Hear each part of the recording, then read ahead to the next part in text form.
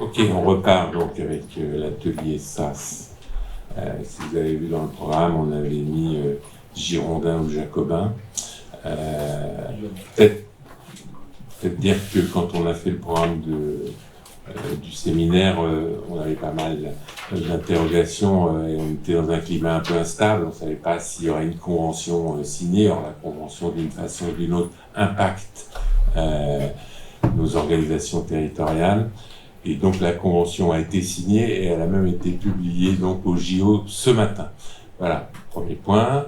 Deuxième point, sur un sujet comme ça, on ne savait pas si on aurait un décret qu'on attendait depuis au moins 2 ans quand même. Hein, et la CN a fait le forcing, on pourra peut-être en reparler pour qu'il sorte dans des conditions. Ce décret nous paraît pas mal, qu'en gros, et c'est un peu un copier-coller de ce que souhaitait la CNURPS.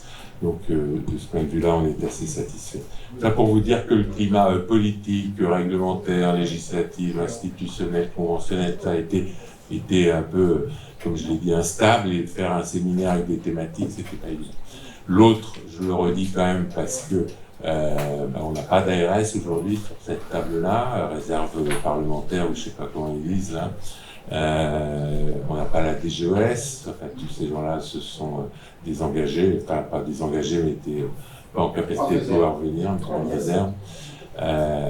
Donc voilà, ce climat politique, machin, tout ça a impacté un peu à la fois le choix des thèmes et puis deuxièmement la participation et troisièmement donc tout l'organisation de ça. Peu importe ça, c'est un sujet majeur aujourd'hui dans l'actualité. J'ai l'impression de broder un peu parce que l'un de nos intervenants, le professeur Karim Tazarou, qui est le PUPH ou en tout cas le patron du SAMU et du SAS 69, en tout cas du SAMU 69, qui a été le fondateur du premier SAS en France il y a 2 ans, il va nous en parler, est en retard et il va arriver. Donc, ce qu'on peut dire tout de suite, c'est que la convention a été publiée ce matin, c'est que c'était pas facile de faire tout ça quand même. Et puis, peut-être surtout en introduction, et merci à l'URPS Aura et l'URPS Hauts-de-France, on va vous donner les résultats d'une enquête, les grandes lignes en tout cas, d'une enquête que la CN a diligentée auprès de ces 2 régions-là. En fait, c'est ces 2 régions-là qui se sont proposées pour faire cette enquête dans toute la France, dans toutes les régions, et on va avoir les grandes lignes. Demain, en Assemblée Générale, on va aller plus dans le détail, hein, c'est ça, Sylvie, Mono, mais dès à présent, pour planter le décor, ah bon, juste j'ai oublié, donc Karim Tazarou n'est pas arrivé encore. Par contre, l'excellent Roland Raverin, que tout le monde connaît, bien connu finalement de la CN, puisque tu venais dans une autre vie ici, à la CN en tout cas. Et puis, pour illustrer le propos, Roland était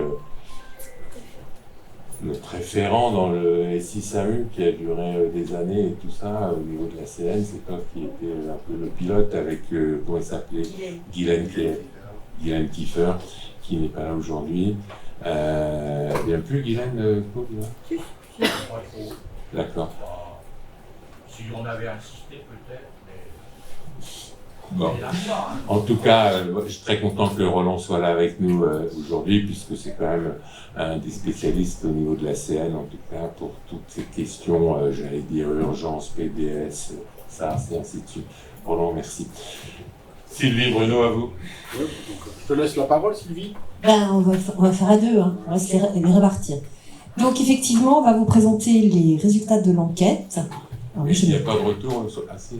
Si, t'inquiète, je passe. Donc le travail a été mené par nos deux staffs, hein, le staff de l'URPS Hauts-de-France et celui de Auvergne-Rhône-Alpes, que je tiens à remercier très chaleureusement pour tout le travail effectué de collecte des informations et d'analyse des données. Vous voyez sur cette première diapo, on a voulu montrer ceux qui avaient répondu. On a sollicité absolument toutes les URPS, qu'elles appartiennent ou pas à la CN. Et Île-de-France et Occitanie n'ont pas répondu. Bon, certaines n'ont pas répondu, je pense que c'est peut-être par manque de mise en route des SAS dans les régions. Voilà. Je veux juste préciser une toute petite chose, c'est qu'on a interrogé que les URPS. On n'a pas interrogé les SAS directement. Oui. Et donc c'est les URPS qui décidaient soit d'y répondre, soit de transmettre. De transmettre à leur SAS. Voilà, effectivement, on a pris cette méthode en disant que, à nos yeux, il était important que l'URPS soit au centre du déploiement des SAS, et donc on avait ce parti pris d'aller interroger les URPS. Très bonne remarque, Bruno. Donc, voilà, donc, d'après nos résultats, on a 72% des répondants qui ont un SAS fonctionnel et 16% en pré-SAS. Donc, globalement, le dispositif se met en place de manière très opérationnelle. Alors, la carte, bien sûr, elle est fausse, elle est un peu trompeuse. Le biais, c'est que le blanc, c'est ceux qui sont pas mis en avant, mais il y a aussi la représentation des non-répondants. Donc, Occitanie. Alors, Grand Est, je situe pas très bien, là. Oui, j'ai bien compris. Non, mais j'ai bien compris, mais je me demandais si c'était pas un biais, parce que manifestement, il n'y a qu'un département qui est en pré-SAS dans le Grand Est. Non, c'est un biais. Ouais. Il y a l'Aube, le Haut-Rhin et la Moselle en plus. Il y en a 4 sur 10 qui en ont. Donc, il y a un défaut de réponse. Bon, c'est comme ça. On a. Ben oui. C'est ça, c'est exactement ce qu'elle dit. Alors, sachez quand même qu'on présente, c'est avec des résultats qu'on a eu vendredi dernier quand même. Et donc c'est vrai que nos équipes, elles ont bossé. Mais c'est pour ça qu'il faut vraiment leur rendre hommage, parce qu'elles ont marné comme des malades au dernier moment. Et que le but, c'est que ce soit après agrémenté et encore plus... Bon, mais ça, on en reparle demain. on va se concentrer, on va se concentrer sur l'essentiel. Donc, la forme juridique, majoritairement, c'est une convention. Et quelquefois, et le GCS est quand même très minoritaire dans les SAS qui se sont mis en place. La représentation des libéraux, c'est majoritairement des associations qui associent effecteurs et régulateurs. Voilà. Les soins de second recours, donc chers à Eric, donc ils sont majoritairement non compris dans le SAS, et quand ils sont compris, c'est surtout psychiatrie, alors dentiste, ophtalmo, pédiatrie, alors pour le reste, c'est anecdotique. Voilà. Bon. Alors, tu veux prendre la main là? Oui. Alors pour les opérateurs de soins non programmés, donc il y a eu beaucoup de questions qui ont été faites. On a essayé de retenir ici le principal. Donc pour les opérateurs de soins non programmés, vous voyez que c'est 49% des SAS ont recruté directement donc leur opérateur. C'est bon là? C'est très bien. Et donc dans 52% des cas, c'est le centre hospitalier qui est l'employeur. On voit que dans chaque région, c'est un peu, ça change. Alors ça, c'est important quand même. Hein. Oui, c'est pour ça qu'on le met. On a élagué, mais celle qu'on nous paraissait importante, on les a laissées. Putain, 52% des OSNP sont des salariés de l'hôpital. Oui. Dans ceux qui sont en classe, attention. Dans ceux, et ceux qui nous ont répondu. 62% des SAS qui fonctionnent, tu as dit tout à l'heure, donc quand même. Non, mais il y a remets la diapo d'avant. Il y a autre employeur. Ouais, non, mais... Oui, mais donc dans 52% des cas, c'est le centre hospitalier, qui est l'employeur. D'accord. Ensuite, si on passe à la diapositive suivante, vous verrez que dans 42% des SAS répondants, donc ils sont en plus formés par le centre hospitalier. Voilà, c'est des constats. Et dans 53% des cas, ils interviennent donc en aval par la prise en charge. On peut passer, merci Sylvie. Alors la formation des régulateurs, très clairement, c'est les associations de régulateurs qui forment leurs propres régulateurs. Il n'y a pas de réelle régulation nationale, donc voilà, on peut passer. Et est-ce qu'il existe une démarche d'évaluation donc de cette formation? Je crois que c'est 50% à peu près. Oui, donc une démarche de qualité. On peut passer. Alors la régulation libérale. Alors ça c'était un des points, mais maintenant c'est passé donc dans le décret, mais un des points donc essentiels. Est-ce que donc ça se fait où? La plupart du temps, ça se fait dans le centre hospitalier. Et donc, est-ce qu'ils envisagent une régulation des portées? C'est oui, dans 54%. Et aujourd'hui, la web régulation ou des portées, elle est dans combien de pourcents Les deux déportés, c'est 4% dans les répondants. C'est le bleu. Ou les deux, c'est le gris aussi, ça fait 16%. Ouais. 28. 18. Ah oui, c'est les pourcentages. 21%. Non, Moi, je Ah préfère oui, Il y a- 28. comme terme. Donc dans les réponses, ça fait 14 et 2, non? Oui, enfin, pardon, non. C'est 24 et 4. Oui, ça fait Excusez-moi. 28%. Ouais, en pourcentage, excusez-moi. Je dis mal. Mais bon, donc voilà.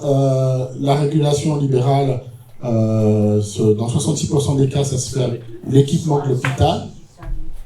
Voilà. Pour le ça, c'est donc ayant répondu, la régulation se fait avec les. Voilà, avec un équipement. Ah, pardon. Alors ça, c'était quelques difficultés rencontrées par les libéraux. Pourquoi ça coupe comme ça?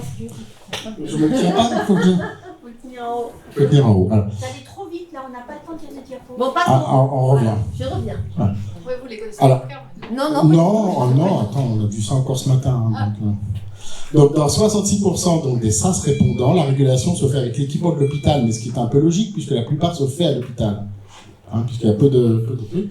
Et pour les SAS ayant répondu, la régulation se fait avec uniquement un kit fourni par l'Association des médecins régulateurs, donc 3 citations, ou encore par un équipement fourni par un SDIS, donc une fois. On peut passer. Et quelles sont les difficultés rencontrées par les libéraux? C'est quoi l'équipement? Comment? C'est quoi l'équipement Fournis, donc, C'est le système d'information. système d'information. Et la téléphonie. Ah, c'est-à-dire leurs téléphones sont fournis par. D'accord. On peut passer. Donc, parmi les difficultés rencontrées par les libéraux, il est cité donc pas mal de choses, mais donc manifestement, ce qui ressort, c'est qu'il y a un manque de médecins, effecteurs, beaucoup effecteurs, et également régulateurs. Démographie donc médicale très réduite, tant en régulation qu'en infection, problématique de recrutement des médecins régulateurs. Là, c'était des questions ouvertes. Hein. Donc, on retient quelques phrases. Difficulté à couvrir toutes les plages horaires de régulation du SAS. Tous les territoires d'effection ne sont pas encore couverts. Un manque de régulateurs et d'effecteurs pour démarrer l'activité. Des tensions au niveau de la régulation, faute d'effecteurs régulateurs suffisants et le recrutement des effecteurs. Donc, bon, je pense que ça, vous avez dans chaque région. Hein. Vous connaissez ce problème. Aucune remontée n'a été de tension avec le SAMU. Il n'y a pas. Alors, donc ça va être le truc, on en était vite, donc peut-être que oui, je pense. Parce qu'il me semblait qu'il y avait quand même. Je vais laisser la parole à Sylvie pour terminer. On a répondu à ta question Non, Ah, dans non. les relations avec le SAMU, les tensions Oui. avec le SAMU, ça ne reflète pas du tout dans vos. Je suis surprise. Je ne peux pas répondre hein, parce que je n'ai pas vu, donc on demande. on On en parle demain matin. Hein, de toute façon. on en parle demain matin, Non, mais mais j'ai dans pas le vu. questionnaire, ça me surprend. Je vais poser la question dès ce jour, on aura la réponse demain. Ah oui. Ok. Alors, une autre question importante, c'est l'utilisation de la plateforme. Le taux d'utilisation est effectif dans 65% des cas. Et alors, on ne sait pas comment fonctionne le 34,6%. On n'a pas de détails. Et là, c'était une diapo pour montrer les différents logiciels SAMU qui sont utilisés donc par les SAMU ainsi que par les médecins régulateurs. Non. Bah, pas tous, mais certains. Excuse-moi, je ne suis pas d'accord du tout. La question posée, c'était le logiciel SAMU. Ça veut dire que quand on répond, c'est quel est le logiciel utilisé par le SAMU. Oui, je suis Et pas d'accord. par les médecins libéraux. D'accord. La question était. Non, mais je parle des régulateurs, Anne. La Ouais, question, Même sur le micro. la question posée, c'était quel est le logiciel de votre SAMU. Ça veut dire que c'est utilisé par les médecins hospitaliers. N'est pas posé par quel est le logiciel utilisé par les libéraux. Non, mais je suis d'accord, Anne. Mais comme majoritairement, ils travaillent au sein de l'hôpital. Tu peux travailler au sein de l'hôpital, avoir un autre D'accord. logiciel. Alors, Je rebondis sur cette question parce qu'elle est très importante. Là, la question qui a été posée, c'était travaillez-vous au sein du CRA? Oui. Est-ce que le logiciel, et moi je pense que c'est la question primordiale, Est-ce que les hospitaliers ont un logiciel? Quelle était la question? C'était le logiciel utilisé par le SAMU, ils ont des logiciels. Et ensuite, utiliser un autre logiciel pour les libéraux, c'est pas contradictoire, mais vous ne l'avez pas posé. Peut-être que ça a été posé, mais pas retenu. Ouais, Mais il faut c'est qu'on pas dans regarde. Mais il faut qu'on regarde. Je ne suis pas au courant de toutes les réunions, Non, mais, de toutes les questions. On voit ça, on prend ça demain matin et d'ici là, Rome, le Martinique pour tout le Et monde. on va. Cette fois-ci, je n'en ai pas pris. Ah, dommage. J'ai appris les venir en Martinique. Là, ça sert à rien. On s'organise pour les trois en même temps la prochaine fois. Mais ça, Faire une dégustation. Bon, allez, c'est loin du sujet là. Nous parlons pas de Thomas. On s'éloigne. On change la date. Hein. Voilà, attendez, on continue, on termine. Donc, le lien entre URPS et SAS, donc on voit qu'à peu près 50-50, les URPS sont pas complètement impliquées dans le déploiement des SAS. En tout cas, elles n'ont pas connaissance des données d'activité. Voilà. Et ça, je pense que c'est quand même un petit peu un problème. Voilà. Ok, c'est bon là? Non, Non. on n'a pas fini. Principale, alors difficulté, donc problème de gouvernance, de relations entre acteurs, pour faire écho à ce que disait Anne tout à l'heure. Donc c'est effectivement la principale cause de problème. Manque de médecins régulateurs effecteurs, difficultés avec les armes, les OSNP, difficultés techniques. Donc Anne, on pourra, je pense, détailler demain, mais effectivement, il y a quelques difficultés à inventorier. Oui, ça fait beaucoup, oui. Oui. Voilà. Parfait. Merci à Aura et à France. Merci à toutes nos équipes, Virginie et celles d'Hauts-de-France dont je n'ai pas les noms. Manifestement, les équipes ont encore juste un peu de boulot d'ici demain matin pour Ouais, finir. Virginie, mettez-vous debout parce que moi je voulais vous remercier. Elle a bossé comme une dingue. Vraiment concordance parce que c'est nous qui avons envoyé donc, par Sphinx. Donc ça a été renvoyé chez vous, c'est revenu pour les questions et donc moi aussi je remercie les équipes avec donc, toute l'équipe ODS ADI qui nous a bien aidé donc, et qui va encore continuer parce qu'il y aura d'autres questions. Ok, merci Virginie. Juste un mot, moi ce qui me frappe, c'est une espèce de mainmise de l'hôpital quand même dans plus de 50% des cas sur les organisations SAS. Alors franchement là, je savais qu'il y avait des régions où mais les bras m'en tombent un peu quand même quand je vois ce résultat-là. L'autre notion, c'est que d'après cette étude, il y a 72% des départements qui ont un SAS fonctionnel, ce qui revient à peu près aux données nationales autour de 70%. Mais au-delà du fonctionnel, est-ce que ça marche cas un cas? Est-ce que ça marche efficace ou est-ce que ça marche pas du tout? C'est ça aussi peut-être que si jamais on faisait une deuxième étude, ce serait intéressant de préciser quand même. Eric, tu voulais prendre la parole? Oui, moi je dois vous remercier parce que je trouve ça passionnant parce qu'enfin, on a une vision du SAS côté libéral et pas côté technique. Donc ça me paraît fondamental. Donc alors là, merci infiniment. J'irai même plus loin. Je pense que nous les libéraux, on manque de visibilité parce qu'on ne communique pas au sens scientifique du terme. Et je pense que là, on a la base d'un travail un peu plus poussé pour faire un article dans une revue de santé publique française qui marque un peu le pas, où on dise, attendez, nous, les obstacles, ils sont là, voilà les positions qu'on met en place.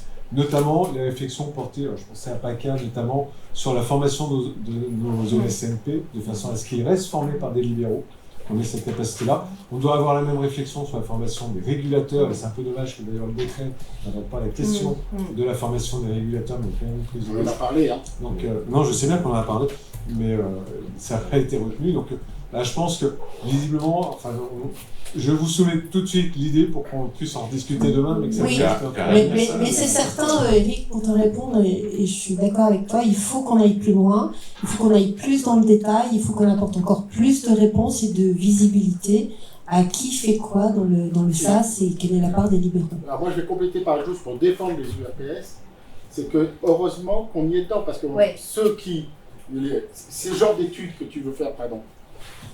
Bien évidemment que tout ce qui sont les données, c'est extrêmement important. On peut pas, sans chiffres, ça sert à rien de discuter. Donc ça, mais heureusement certaines URPS n'ont pas la mainmise, parce qu'on n'a pas d'avoir une mainmise, mais aient accès à ces données. Et c'est malheureux qu'il y en a encore 50% qui n'ont pas accès. Et c'est pour bien défendre la médecine libérale. C'est pas autre chose que ça, notre but. Attends, c'est Claude d'abord, ensuite notre confrère de Chambéry, Philippe. et Anne, et puis Frédéric, mais on va peut-être passer... Enfin, oui. Claude. Bon, un mot pour compléter, je vous en avais déjà parlé. J'ai fait financer par le syndicat parce que c'est une enquête nationale, elle n'est pas que pour la région. J'ai fait un questionnaire aux libéraux, 1100 réponses. Je vous envoie toutes les données parce qu'il y a surtout aussi un peu plus de 400 commentaires. Et donc, globalement, les résultats rejoignent ceux que vous mettez là. C'est intéressant, quoi. Tu as deux approches différentes, tu as à peu près les mêmes pourcentages, et bien sûr, on peut l'utiliser pour... si on veut publier, on peut l'utiliser. Il y a une thésarde qui doit s'en occuper, mais d'ici à ce qu'elle ait fini son accouchement, etc., il vaut mieux qu'on fasse le boulot, quoi. Philippe. Ah, c'était pas le but, ça.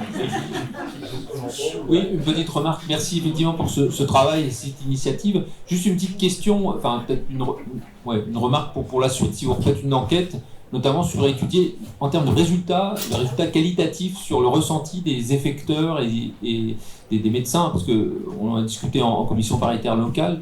Il y a des médecins libéraux qui libèrent des créneaux pour pouvoir recevoir des patients dans le cadre de la régulation SAS. Ces créneaux ne sont pas toujours utilisés à 100%.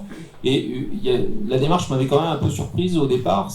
C'était une expérimentation, le SAS, et c'était généralisé d'emblée, alors qu'on n'avait absolument aucun résultat sur l'évaluation de l'expérimentation. J'ai trouvé ça... C'est assez souvent. C'est souvent, mais quand on fait remarquer ça non pas aux tutelles, mais en tout cas aux ARS, ils s'en émeuvent même plus. Donc c'est vrai que c'est un peu pénible de généraliser. Je me suis vraiment engueulé avec François Braun, c'est sur ce point-là. Une expérimentation, on généralise sans évaluation de l'expérimentation. Alors c'est fréquent, mais bon sang sur un truc comme ça, c'était à quoi ça sert de faire des expérimentations. On a eu la même chose avec le programme État. Alors il y avait, si je peux, entre Anne et Frédéric. Qui était la première Pierre, je crois que c'était d'abord. Alors, oui. Donc en région centre, d'abord par rapport à la diapo sur les statuts, attention, convention, c'est pas un statut. Hein. En général, il y a une convention entre l'association qui porte le SAS ambulatoire et l'hôpital, mais la convention, c'est pas un statut. Bon, ça c'est un détail. Pareil, l'affichage de 74% des SAS fonctionnels, ils se contentent maintenant de très peu pour considérer qu'un SAS est opérationnel. Hein. Si ça marche sur un petit territoire microscopique, ils considèrent que c'est lancé. Juste. C'est les unions. Hein. Oui, mais comme les chiffres sur. D'accord, il faut qu'on affine ça parce que là-dedans, il y a à boire et à manger. Et alors, juste une expérience locale en région centre, je vais essayer de faire court. Nous, en région centre, on a contractualisé, il y avait 2 départements dans la phase expérimentale, et on a 6 départements, donc pour les 4 autres, on a contractualisé avec l'ARS, on a défini ensemble URPS, médecin, ARS, un cahier des charges, mis en place un copil régional, etc. Et sur les 4 départements, il y en a 2 qui ont avancé assez vite, il y en a 2 moins vite, et la DGOS a envoyé sa mission de généralisation des SAS. Et dans le premier, alors ils sont pointés, ils ont annoncé ça 3 jours avant, ils sont pointés le mardi après le lundi de Pentecôte, et ils sont venus commenter la façon dont ça se passait dans le 41. Et dans le 41, il y a une association qui a été créée, portée par l'Inter-CPTS, comme souvent en région centre, mais gérée par les médecins, je précise. Et le choix avait été fait que le SAS ambulatoire ne serait pas dans les locaux du 15, que c'est l'association libérale qui embauchait les OSNP. Tout ça, ça a été critiqué par les membres de la mission. Voilà. Donc, juste ce témoignage-là, on les emmerde, hein, on va continuer à faire ce qu'on avait prévu de faire. Mais voilà, ils se sont pointés, ils ne sont pas occupés de savoir ce qui s'était passé avant, ils n'ont même pas contacté l'ARS région, ils se sont pointés en contactant l'IDT et ils sont venus porter leur conception des SAS. Témoignage. Juste Anne, on ne fait pas un focus Non, non, non, sur une non. région, Je fais parce pas un que focus demain, sur une on région. prend ça en Assemblée Générale. C'est Déjà- par rapport à l'enquête. Par rapport, moi merci de ce travail. Moi je suis scotchée de voir deux choses. Que premièrement, les libéraux se sont pas emparés de leur outil, le constat avec les alimentations. Que deuxièmement, 63% utilisent, enfin 62 et quelques, utilisent la plateforme régionale ou nationale, enfin, la plateforme nationale où tout le monde, moi j'avais le sentiment que c'était, si, 62% utilisent la plateforme nationale, alors que moi j'avais l'impression que c'était le contraire, que c'était justement un refus de tous les professionnels. Donc c'est les deux remarques en disant, et la conclusion c'est qu'il faut vraiment qu'on affine ces questionnaires et le système, parce que si on veut faire évoluer, maintenant que le décret ça s'est passé, il faut que vraiment les libéraux soient maîtres de leur outil et maîtres de leur évaluation, parce que sans évaluation on ne peut pas continuer. Et tu as raison, Anne, et c'est pour ça que nous, on milite, Bruno et moi, pour que les URPS restent au centre. Mais c'est difficile, enfin en tout cas nous, dans notre grande région, c'est difficile d'arriver à emmener tout le monde avec nous et en faire comprendre aux libéraux que sous l'égide de l'URPS, ils seront protégés, enfin en tout cas les droits des libéraux seront protégés. Oui, c'est mais difficile. Les retours, donc peut-être qu'il faudra regarder, bien analyser, mais enfin les retours, ce que vous avez parlé du logiciel, mais je pense qu'il y a peut-être aussi, il peut y avoir des biais dans les questions, mais l'utilisation de la plateforme, ça, je suis scotchée, quoi. Frédéric. Oui, donc Frédéric Dulin pour la Guadeloupe. Effectivement, j'ai un petit peu des remarques un peu similaires à cette dame. Après, effectivement, donc, on faisait partie des non-répondeurs. Je pense que parmi les unions qui n'avaient pas répondu au moment où les questionnaires avaient été renvoyés, peut-être qu'il faudrait refaire dans un délai rapide. Voilà, parce qu'il y a des choses, il y a des choses qui sont en train de bouger. On est peut-être pas encore en SAS dans certaines régions, mais on est peut-être plus en pré-SAS par rapport au moment où les questionnaires avaient été faits. Les problématiques là qui sont pointées, même en construction des SAS, finalement, on les retrouve déjà, que ce soit au niveau des difficultés avec les autres acteurs, les ARS, les tensions, ce qu'on essaie de nous imposer sur les formes juridiques, ce genre de choses. Donc je pense que là aussi, c'est très bien de voir que finalement, les difficultés qui ont été rencontrées, c'est compliqué de se rendre compte que finalement, malgré les écueils que les autres unions ont pu rencontrer, on n'arrive pas forcément à corriger la donne et voir comment on pourrait essayer justement de un petit peu influer là-dessus en fait. Mais on est bien clair que là ce sont des pré-résultats. Ce sont des pré-résultats, on n'a pas eu le temps de tout voir, et donc ça va être la CN qui va essayer après de revoir et voir s'il faut qu'on continue ou pas. Alors, sur ce sujet de l'enquête, encore une question et Roland nous donnera son regard.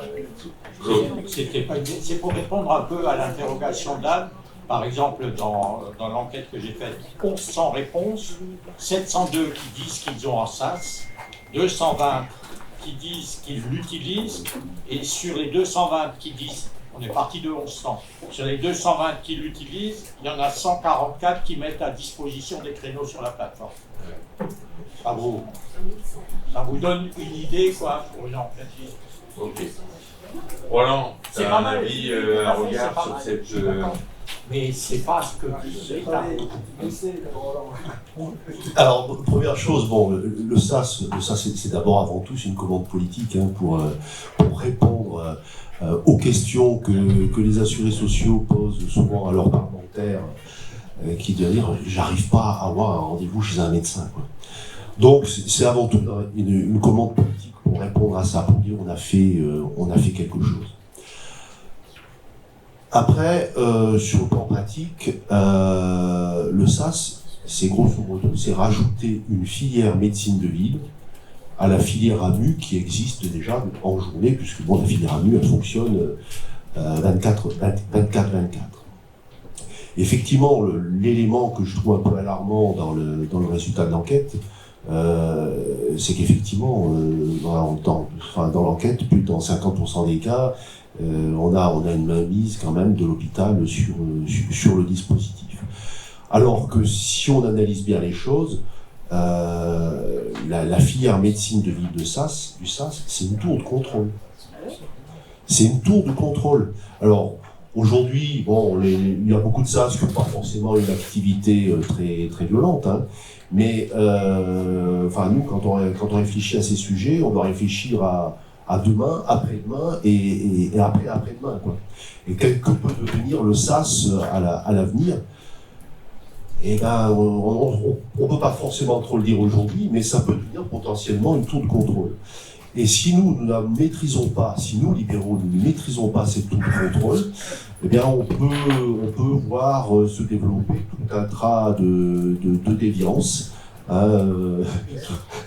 Tout à l'heure, Anne me racontait chez elle le fait que des hôpitaux veulent monter des centres de consultation non programmés, alors avec un système très vertueux pour mobiliser les finances.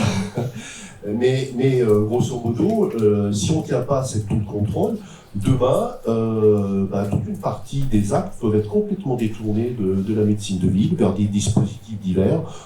Il y a des régions où vous voyez fleurir les centres de soins non programmés, hein, ça peut devenir rapidement aussi une grosse problématique. Donc il y a vraiment, c'est vraiment un sujet pour moi fondamental de la profession, c'est maîtriser cette tour de contrôle. Et maîtriser cette tour de contrôle, ça veut dire en maîtriser les outils, en maîtriser le personnel, et de façon à ce que vraiment elle se construise à notre main, suivant notre façon de travailler, et que ça soit quelque chose qui soit utile à la profession. Ok Roland, moi je dis souvent Roland que le SAS, c'est une histoire de libéraux pour les libéraux. Le SAS, de choses, l'aide médicale urgente, il y avait des SMUR, il y aura toujours des SMUR. La nouveauté, la révolution du SAS, c'est cette branche libérale en journée-semaine qui est organisée avec de la régulation et des effecteurs volontaires pour faire des soins non programmés à la demande de la régulation. C'est ça la nouveauté du SAS, et c'est donc une histoire de libéraux pour les libéraux. Je suis complètement d'accord. Et quand tu vois que l'hôpital public a la main dans 52% des SAS d'après l'enquête, là, quand tu vois que théoriquement, et pourtant c'est pas faute de l'avoir répété, la branche libérale du SAS ou ambulatoire, c'est trois choses. C'est des régulateurs libéraux, des effecteurs libéraux volontaires sur les territoires, et au milieu des OSNP qui font partie de la branche ambulatoire du SAS. Et donc je ne comprends pas comment dans un pourcentage de cas quand même important, mais tant mieux Karim Tazarourt arrive à ce moment-là, je ne comprends pas comment l'hôpital a la main à ce point sur les organisations qui doivent être libérales. T'entends Karim On est dans l'habitude. Et ça, franchement, on a merdé, quoi. Enfin, je sais pas comment dire. C'est la mamie du SAMU. C'est la mamie du SAMU. Bonjour. Ouais, ça c'est bien d'entendre ça. Et comme ça, vous pour le SAMU. T'es dans le bas d'entrée de jeu, Karim. Alors, peut-être présenter Karim Tazarourt, qui est donc, merci Karim d'avoir réussi à te libérer pour nous rejoindre. Donc, d'un mot, tu es le patron du SAMU 69, tu es UPH aux HCL, tu es un grand nom dans la thématique urgence et tout ça en France, et tu as été le premier, c'est pas monté le premier SAS. Avec toi, la mission Brown. Oui, on était ensemble dans la mission Brown. Donc voilà, on a fait une enquête auprès de toutes les régions de France, et où un truc nous scotche un peu, dans 52% des cas, c'est l'hôpital qui a la main sur la branche libérale du SAS, qui emploie les OSNP, et ainsi de suite. Et là, on dit que nous, le SAS, l'AMU, il y avait de l'AMU avant, il y avait des SMUR avant, il y aura encore des SMUR demain. La nouveauté du SAS, c'est la branche ambulatoire, libérale en gros, c'est organisé avec de la régulation libérale, des effecteurs libéraux volontaires et au milieu des OSNP en journée semaine. C'est ça la nouveauté du SAS. Et donc quand on fait le constat que majoritairement, a priori, c'est l'hôpital public qui a pris la main sur cette organisation-là, ça nous fait un peu drôle. On parlait des logiciels, est-ce que c'est un logiciel hospitalier, machin, tout ça. Derrière, moi, j'oublie pas qu'il y a toutes les datas, les données. sur les flux, les machins, les trucs. On parlait éventuellement de problème de part de marché à un moment donné, puisque ça, ce qui est une tour de contrôle peu orientée, notamment plus demain sans doute qu'aujourd'hui, avec les filières spécialisées. Bon, il y a de la santé mentale dans les SAS et tout ça, mais demain, pourquoi il n'y a pas une filière pneumo à Lille et ainsi de suite. Donc on voit bien que le SAS peut avoir un pouvoir incroyable dans l'orientation et dans la définition des parcours des patients à ce moment-là. Et on disait, Anne, quand on est arrivé, que... Le SAMU avait la main, c'est ça? Ouais. Vous êtes où? Martinique. Ok, c'est encore autre chose, on en reparlera. On s'est croisés, je crois. Ok. Alors, je vais vous le dire, non, on va se parler cash. Le SAMU n'a la main sur rien, il va falloir... Alors, bon, je suis présenté. En ce moment, mon sujet, c'est comment les médecins gardent un regard sur des organisations qui, dans certains cas, nous échappent. Je pèse mes mots. Deuxième sujet, comment on évite de casser l'outil actuellement qui existe, qui est l'outil hospitalier. Moi, j'en suis plus à guéguerre libéraux publics. J'en suis à comment, dans certains endroits, et dans la plupart des endroits, et je parle même pas d'outre-mer, on arrive à ne pas péter l'outil. J'en suis l'exemple. Qu'est-ce que c'est le SAS? C'est le fait d'avoir dit aux libéraux, les gars, on est à part égale au SAMU, on évolue en SAS, et on a une co-gouvernance. Et on a un regard croisé. Alors en utilisant des outils qui sont des outils de CRA, Centre de réception et de régulation des appels, donc des outils un peu lourds. Mais c'est ça le SAS, la co-gouvernance. Après, c'est aussi le flot de l'histoire. Moi, je suis dans un département, avant j'étais en Île-de-France, c'était pas du tout la même maturité, je suis dans un département où les collègues se parlent de manière mature, public et privé. Donc on a pu effectivement mettre tout sur la table en se disant comment on fait avec les forces qu'on a. Vous n'avez pas beaucoup plus de force que nous, mais en même temps vous en avez. Je vois beaucoup de départements où les libéraux sont très en retrait. Je vois aussi beaucoup de départements où le public parle pas forcément bien aux libéraux. Pour moi, le SAS, c'est vraiment l'outil de convergence de qu'est-ce qu'on fait avec ce qu'on a. Et ce qui a marché à Lyon, c'est qu'on a tout mis sur la table en se disant qu'est-ce qu'on fait de pragmatique. Vous dites que le SAMU a un rôle important ou prend la main. Je veux dire, les collègues du Martinique du SAMU, ils demandent qu'une chose, c'est que les libéraux prennent leur place. On en parlera après. Ok. Non mais c'est vous dire que d'emblée, votre posture est une posture classique. Non. Vous êtes arrivé au milieu, je disais que le SAMU avait la main, on parlait d'organisation, de logiciel, d'emploi d'ONSP, on n'était pas dans les rapports, c'était là-dessus. Vous êtes arrivé en cours de route. Ok. Voilà. Alors, ça va dépendre des endroits. C'est-à-dire que l'ONSP, par définition, est un acteur absolument majeur qui va permettre à l'effection libérale d'avoir un fonctionnement harmonieux. Donc, là-dessus l'interprétation. Ok, non, je comprends. Alors j'ai ma comme quoi, on a segmenté. Effectivement, les ENSP pour moi dépendent du libéral, mais je reviens sur le SAS. Ce qui a marché chez nous, c'est la co-gouvernance. Alors c'est vrai que la régule libérale étant très liée à la régule, moi j'aime pas libérale d'ailleurs, la régule de spécialistes en médecine générale. Ils sont libéraux, ils peuvent être salariés. Et très liée à la régule urgentiste, on a même les dentistes, donc on a besoin d'une unité de lieu. Donc c'est sûr que pour nous, la régulation des médecins généralistes n'appartient pas à eux. Elle appartient à l'ensemble du CRA. Ça c'est pour nous important. En revanche, les ESNP, pour moi, ont largement vocation à dépendre des associations libérales. Voilà. Mais mon vrai sujet, il est même au-delà. C'est qu'est-ce qu'on fait de l'effection médicale, comment on se réorganise pour essayer d'avoir une réponse raisonnable avec les contraintes que nous avons tous, comment on intègre les autres acteurs non médecins.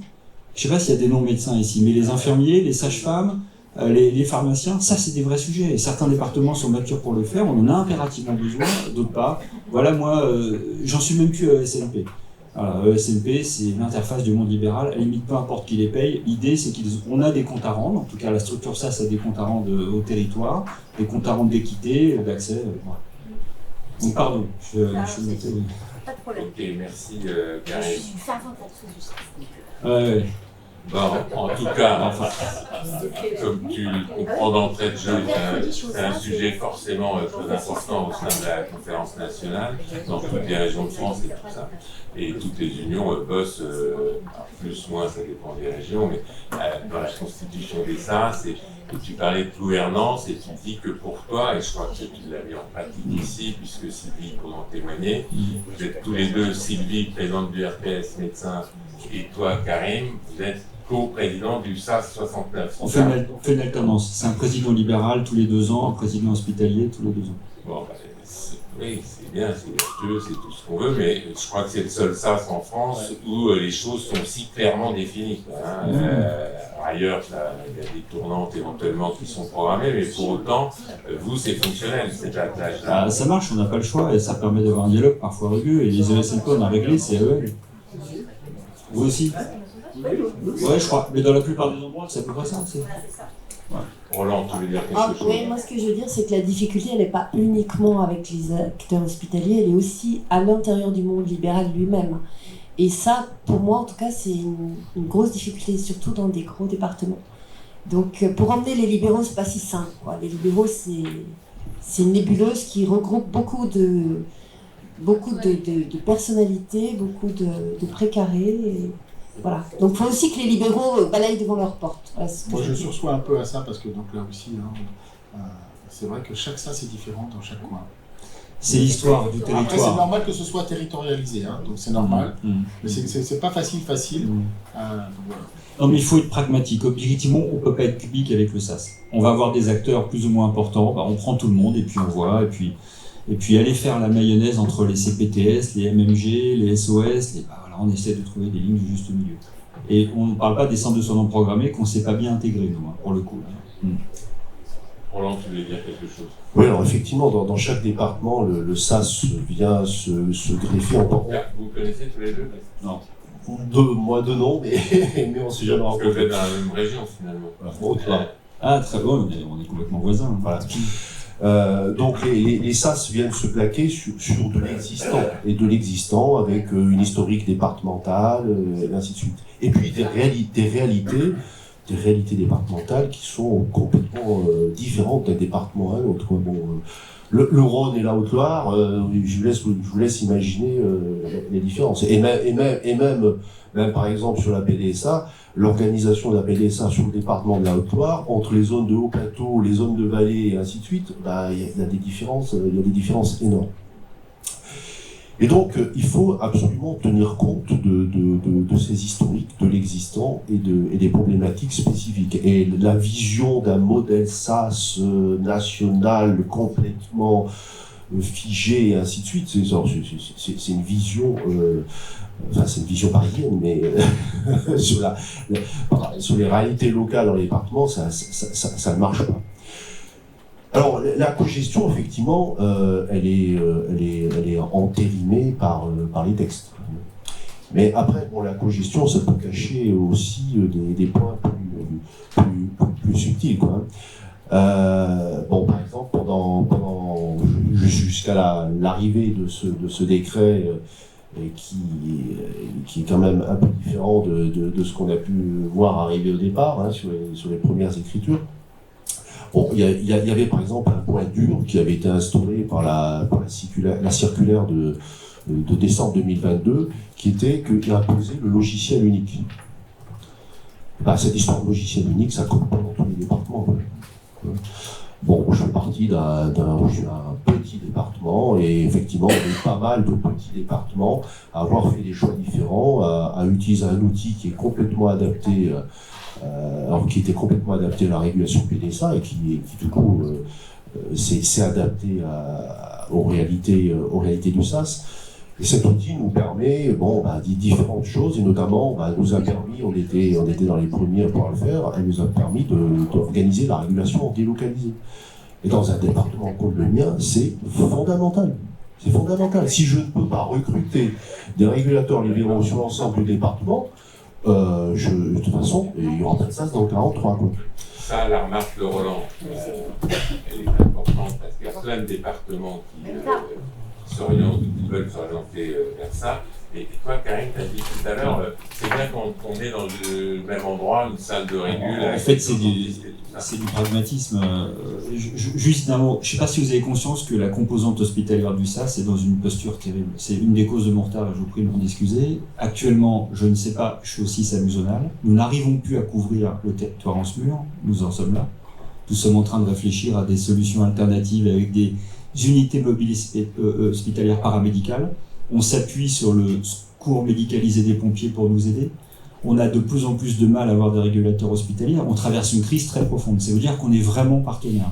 Et dans ce cadre-là, faut qu'on... ça me tracasse énormément. Et moi, en tant que SAMU, je suis harcelé par des situations à laquelle je ne sais pas répondre. Je veux même dire que des tabous ont volé dans des établissements qui n'hésitent pas à décider de fermer leurs urgences.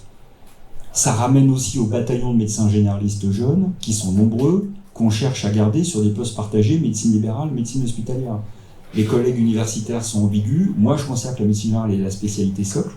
La médecine polyvalente revient dans les murs d'hôpital. Pour les plus anciens d'entre nous, ça nous ramène à ce qu'on a connu il y a 30 ans.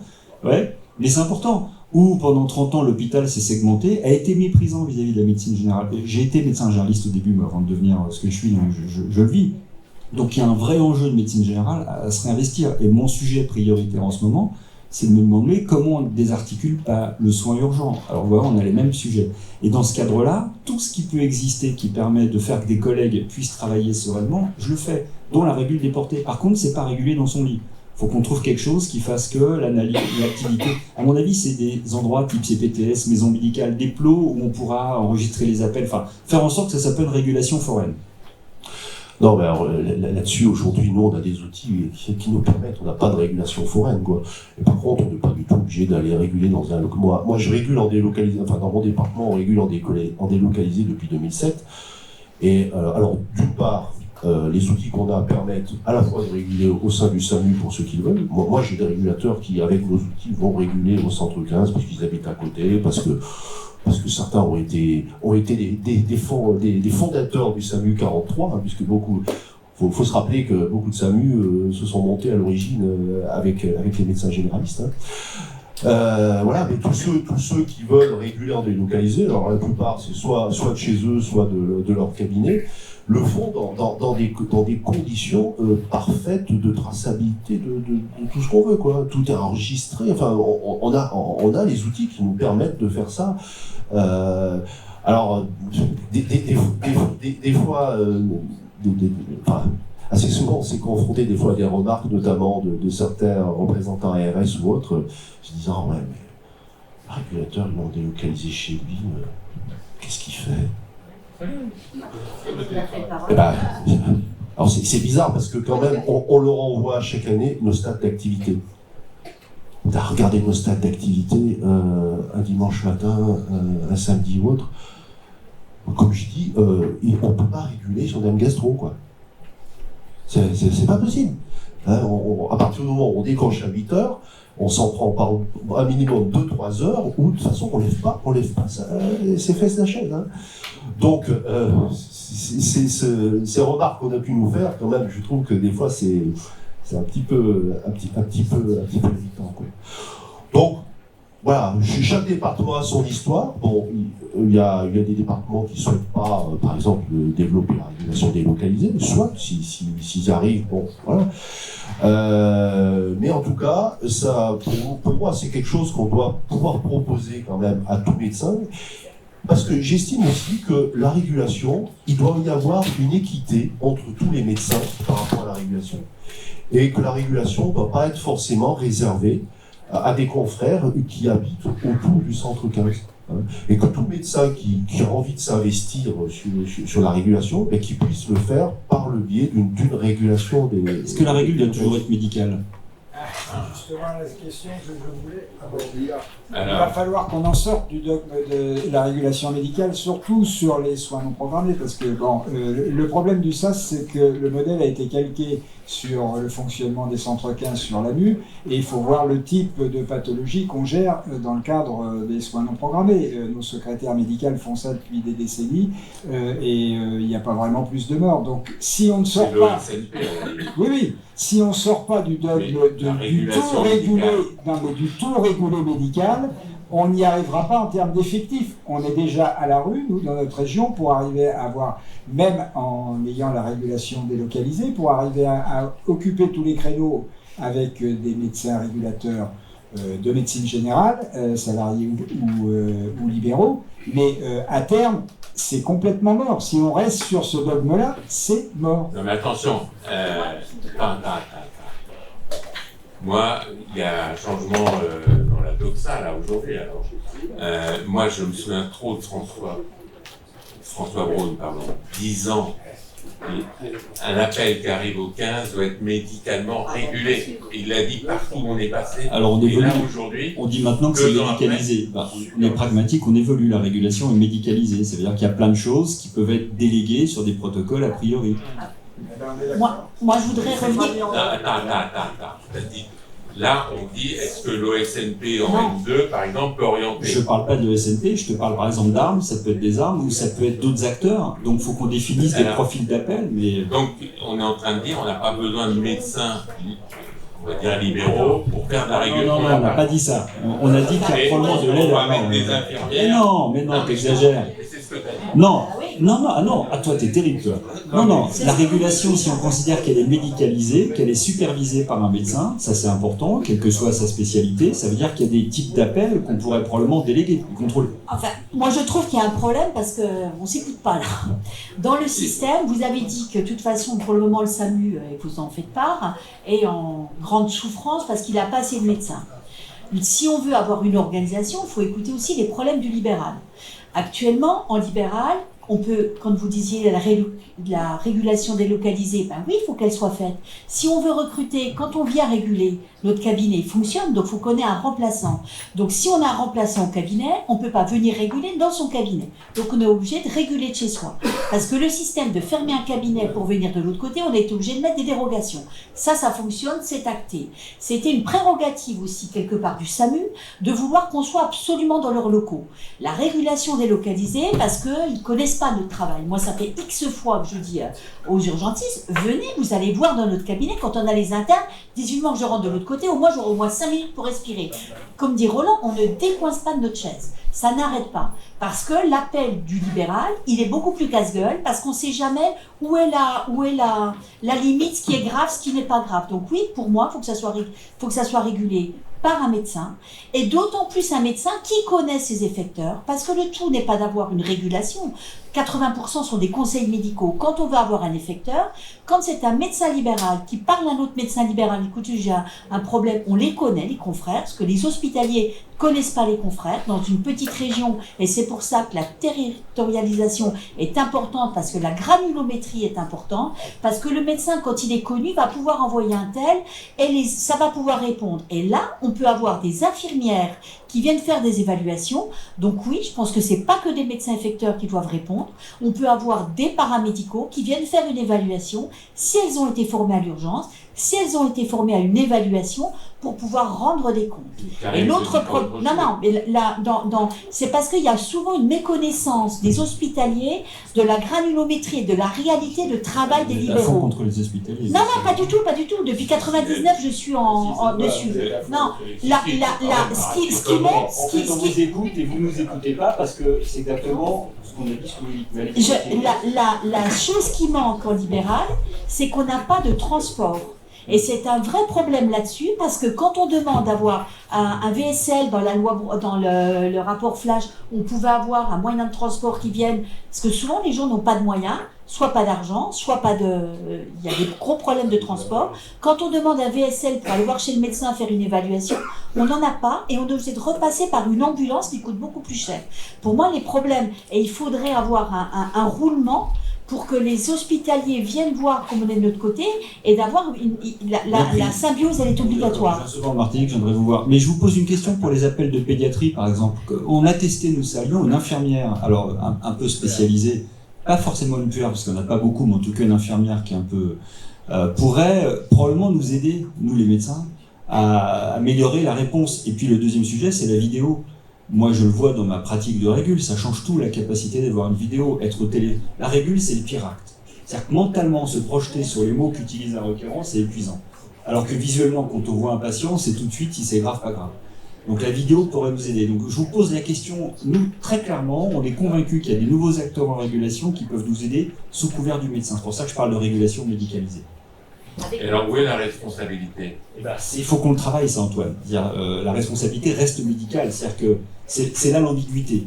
Mais on pourrait déléguer un profil d'appel où la probabilité de gravité est faible, et par contre, c'est supervisé a priori, a posteriori. Il faut qu'on trouve un truc. On patauge aussi pour l'instant, mais on essaie d'aller vers ça.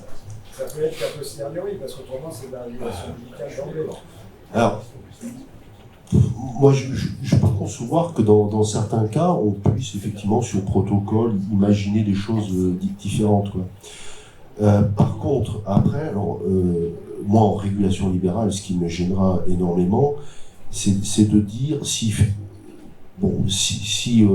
un arbre niveau N2 peut faire ce travail et par exemple orienter directement sur une consultation après avoir posé un certain nombre de questions et voilà, on estime que la situation elle est claire et qu'on peut le faire, mais demander au régulateur quelque part d'aller resuperviser derrière parce qu'il faudrait quand même le blanc-seing des régulateurs.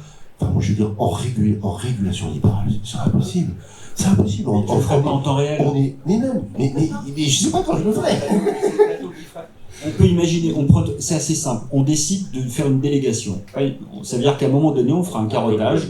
Tous les 4 jours, on protocolise et tous les 4 jours, on vérifie des dossiers qui éventuellement posaient problème. On pourrait tester sur des profils, par exemple en période d'épidémie, sur des profils d'appel, de type d'âge, de type de requérant, on pourrait tester ça. Arme de niveau 2 ou autre, pas une secrétaire améliorée, que sais-je. Je sais que c'est iconoclaste, mais on est forcé de commencer à envisager ça. Après, voilà. Oui, mais alors, je sais pas si on s'est bien compris. Là-dessus, alors, aller faire de l'analyse a posteriori pour vérifier que le système est cohérent et fonctionne bien, ça, je suis tout à fait d'accord. Mais moi, la question de fond qui se pose pour moi, c'est comment, moi, je peux assurer la responsabilité de décisions qui ont été prises par un effecteur non médical, alors que de toute façon, moi, j'aurais pas le temps d'aller... je te réponds, c'est la structure qui assume la responsabilité. C'est la structure décide de protocoler ça, donc c'est la structure qui... C'est un point clé. On garde ce point-là pour Maxence Cormier, qui est notre avocat high-tech, là, et qui est au téléphone, mais cette question de la responsabilité, il faudra qu'on la tranche, parce qu'elle est fondamentale pour la suite. Ouais, Jean-Baptiste. Oui. En fait, moi, mon sentiment, je suis cardiologue, moi, mais mon sentiment, c'est qu'on est en train de créer un entonnoir sur lequel on ne va pas pouvoir agir si on ne multiplie pas les forces à l'infini. C'est-à-dire que on est en train de créer une consommation de régulation qu'on faisait avant dans les cabinets de médecine générale, au nom de 20% de patients ou 15% de patients qui n'ont pas de médecin traitant. L'enjeu, pour moi, c'est qu'on ne sortira pas de ce truc si on n'a pas identifié les patients qui doivent pouvoir appeler le 15, et je sais bien qu'en soins non programmés, on veut pouvoir recevoir tout le monde, mais objectivement, actuellement, si vous voulez recevoir tout le monde en soins non programmés, il faudra la moitié des effectifs médicaux avec des infirmières pour y arriver. C'est-à-dire que l'entonnoir qui est en train de se créer, je ne sais pas comment on va en sortir, mais il faut qu'on ait des idées autres que ce que vous avez dit ce matin. Alors, votre question est essentielle. Étymologiquement, le SAS, c'est certainement pas d'être un Doctolib géant pour le soin non programmé, c'est de s'organiser pour être beaucoup plus vertueux dans le type de réponse. Naguère, avant le SAS, le SAMU envoyait aux urgences ou consommait du SOS. Dans le SAS, notre charte, c'est le patient qui appelle, et c'est comme une petite part, de le renvoyer vers son médecin traitant quand il existe. Et quand il n'existe pas, c'est de l'envoyer aux horaires SAS. Oui, mais entre-temps, le patient a quand même appelé la régulation, et on se retrouve finalement à multiplier les lignes de régulation pour arriver à répondre à des patients. On va demander s'il a un médecin traitant. Oui, mais même, il ne faudrait pas qu'il appelle ce patient-là. On ne l'a pas créé, ça existait. Le constat, c'est que les patients sont désorganisés pour tout un tas de raisons. Je parle bien des patients, des raisons consuméristes pour certains, parfois ils n'ont pas le choix. Transformer le SAMU en SAS, c'est être capable d'avoir un phénomène vertueux pour à chaque fois essayer de remettre le patient dans une consulte de jour. C'est ça le vrai sujet qu'on essaie de faire. Pierre. Oui, la seule plus-value du SAS, en tout cas nous, c'est la seule raison pour laquelle on s'engage pour déployer les SAS sur notre région, c'est que les statistiques démontrent qu'il y a à peu près, en moyenne, 40% des appels qui ne se terminent pas par une effection. Et comme on n'est pas en capacité de répondre à l'effection pour 100% des appels, voilà, autrement, le raisonnement de Jean-Baptiste est tout à fait vrai. Le problème de l'entonnoir, c'est que, du SAS, c'est que ça crée un entonnoir et qu'après, pour redispatcher sur les organisations territoriales d'effection, il y a une perte de temps, il y a une consommation de ressources qui Mais le pose SAS ne problème. crée pas d'entonnoir. Mais si, parce que si vous incitez les gens à appeler... Mais on n'incite pas. On n'incite pas. Mais non, on incite. On est dans l'ambiguïté dans ce que vous dites. Ce que vous dites, c'est crucial. On s'est dit, on ne fait pas de communication grand public, on n'a qu'une trouille, c'est un Doctolib géant. Nous ne sommes pas ça. Mais le constat, c'était que les gens, pour X raisons, appelaient le SAMU, et que la réponse était défaillante. C'était une réponse en PDSA ou pas de réponse, etc., ce que vous venez de dire. Donc en fait, on est pragmatique, on essaie d'être pragmatique. Je ne suis pas tout à fait d'accord parce que, encore une fois, il faut repartir des territoires. Nous avons des organisations de réponse aux demandes de soins non programmés. Toutes les CPTS de la région ont une organisation. À partir du moment où on nous demande de basculer sur un SAS, parce que c'est ce qu'on nous demande, pour que les choses soient centralisées, on crée un entonnoir. Je comprends. En région centre et Val de Loire.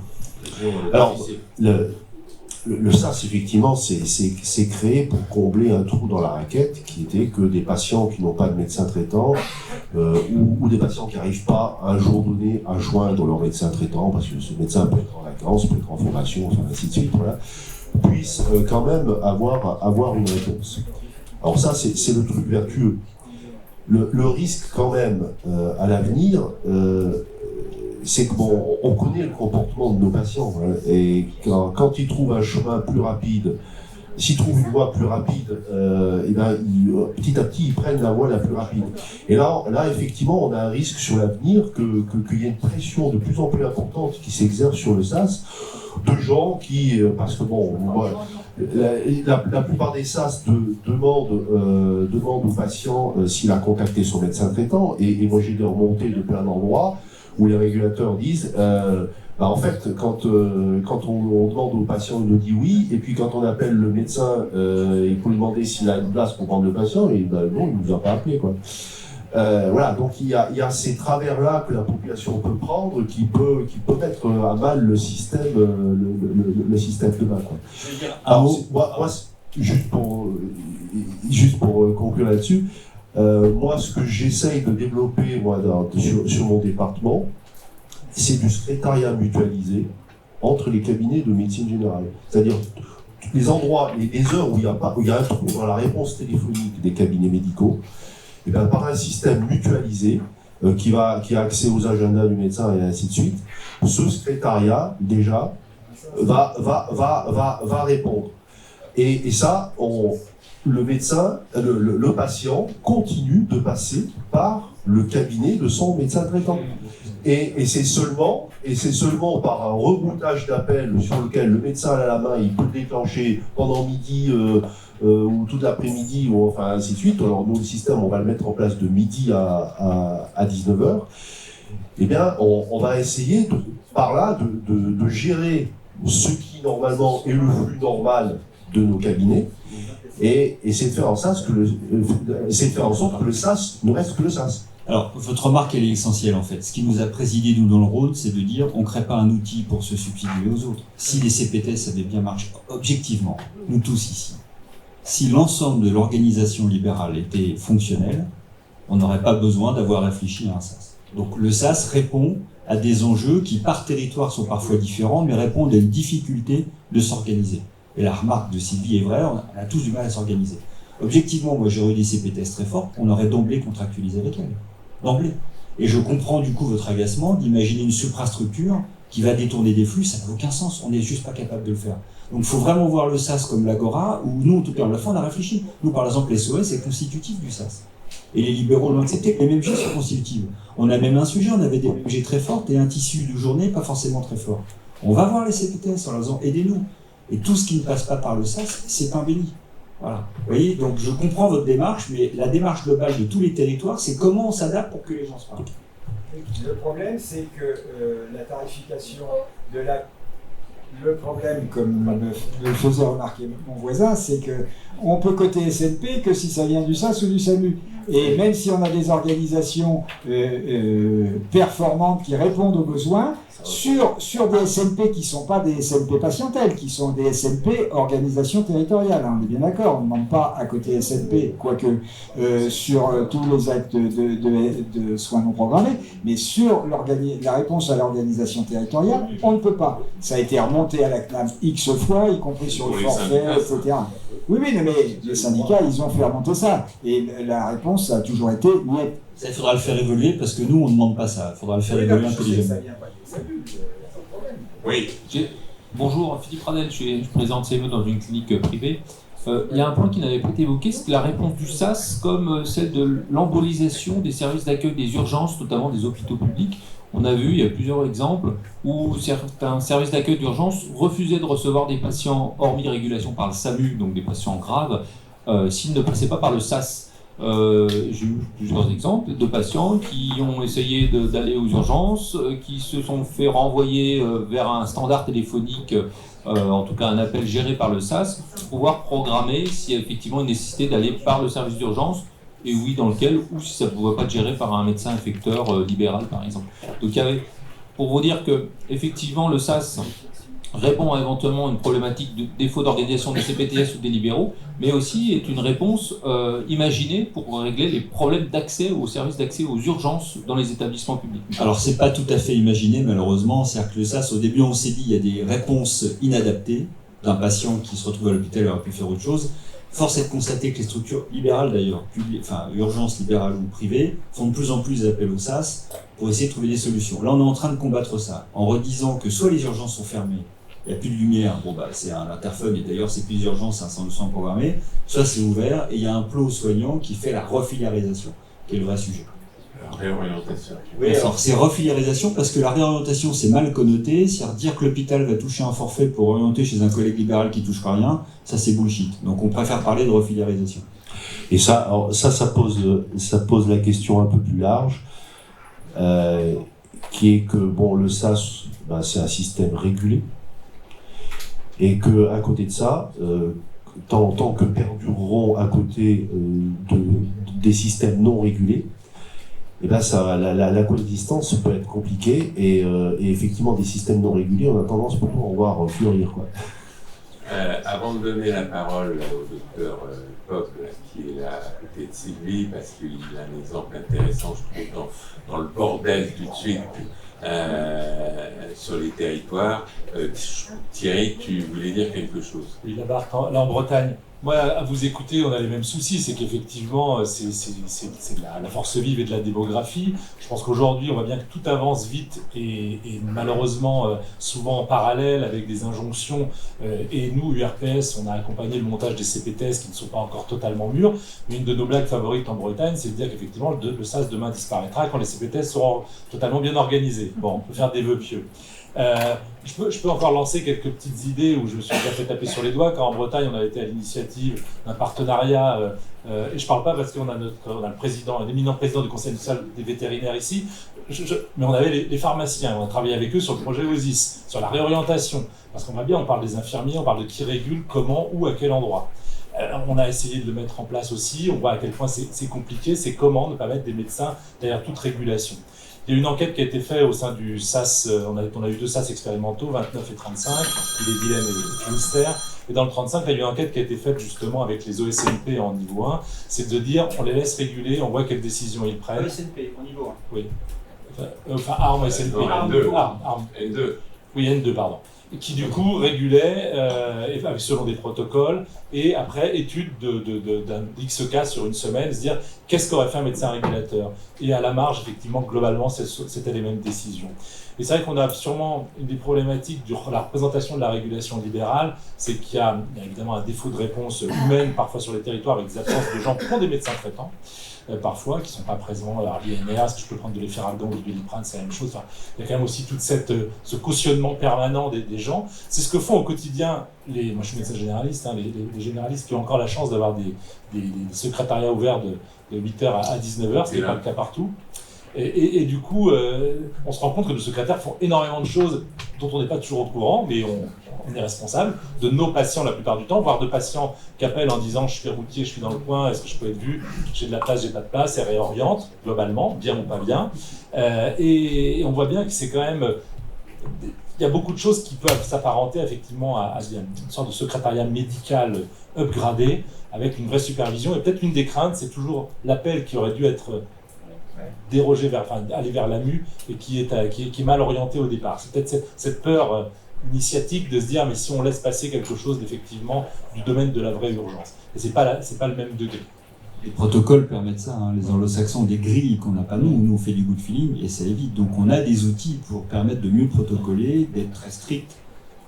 Parce que l'OSIS au départ, si on revient sur les 10 protocoles de l'œil rouge, de la lombalgie, etc., c'était des protocoles quand le patient il est en zone côtière en Bretagne, son médecin est à Paris ou à Lyon et qu'il est dans une pharmacie, à un moment c'est je t'envoie aux urgences, j'ai un contact médical possible avec une organisation normalement derrière avec les médecins, ou je te donne des médicaments et puis à réévaluer avec des critères et des red flags. Mais vous avez fait des expérimentations CEPAM vous avec les pharmaciens en Bretagne? Oui. Et ça marche. Oui, alors c'est pas... C'est un peu le bordel. Oui, c'est le bordel, parce que du coup, il n'y a pas eu non plus d'énormes régulations de fait. Par défaut aussi des pharmaciens qui ont des difficultés de le faire par manque de personnel aussi. Et puis, on a été un peu fâchés parce que du coup, cette expérimentation qui n'était pas validée a été diffusée France entière. Ouais, vas-y. Après, tu pourras parler. Là, on a clairement un problème de mots. Je vais rebondir sur la façon dont vous présentez le SAS, système accès aux soins, et il y a un problème de mots, accès. On a l'impression que c'est l'accès principal, la voie d'accès, et plutôt une proposition qui serait plus adaptée à son utilisation, qui serait une orientation, une réorientation et un routage. Et clairement, on a l'impression que les instances, je ne vais pas utiliser le tutelle, il n'y a pas de tutelle aujourd'hui. Oui, on est d'accord, on n'est pas sous tutelle. Donc, les instances ont plutôt envie à ce qu'on utilise en face la promotion du SAS. Et là, ce que vous venez de dire, c'est, attendez, le SAS, c'est vraiment quand on ne peut pas faire autrement. Et le mieux, c'est d'avoir un propre système de régulation, d'orientation dans les cabinets. Et ce que vous présentez tout à l'heure, là, c'était vraiment intéressant. Donc, si on a derrière un système de routage qui se met en place et qui l'envoie vers le SAS, c'est beaucoup plus confortable pour nous et pour nos cabinets. Donc le terme SAS avec accès aux soins, c'est peut-être pas le bon terme. Le SAS, c'est l'organisation d'une réponse, du côté ambulatoire, on va dire, l'organisation d'une réponse à une demande de soins non programmés. Comment on l'organise cette réponse? Il a raison sur l'acronyme SAS. Oui, non, mais on peut en discuter. C'est un système d'accès. Moi, avant de donner la parole pour une expérience vécue à Saint-Étienne, moi, je me demande si le SAS doit être en front avec la population. Non. Ah non.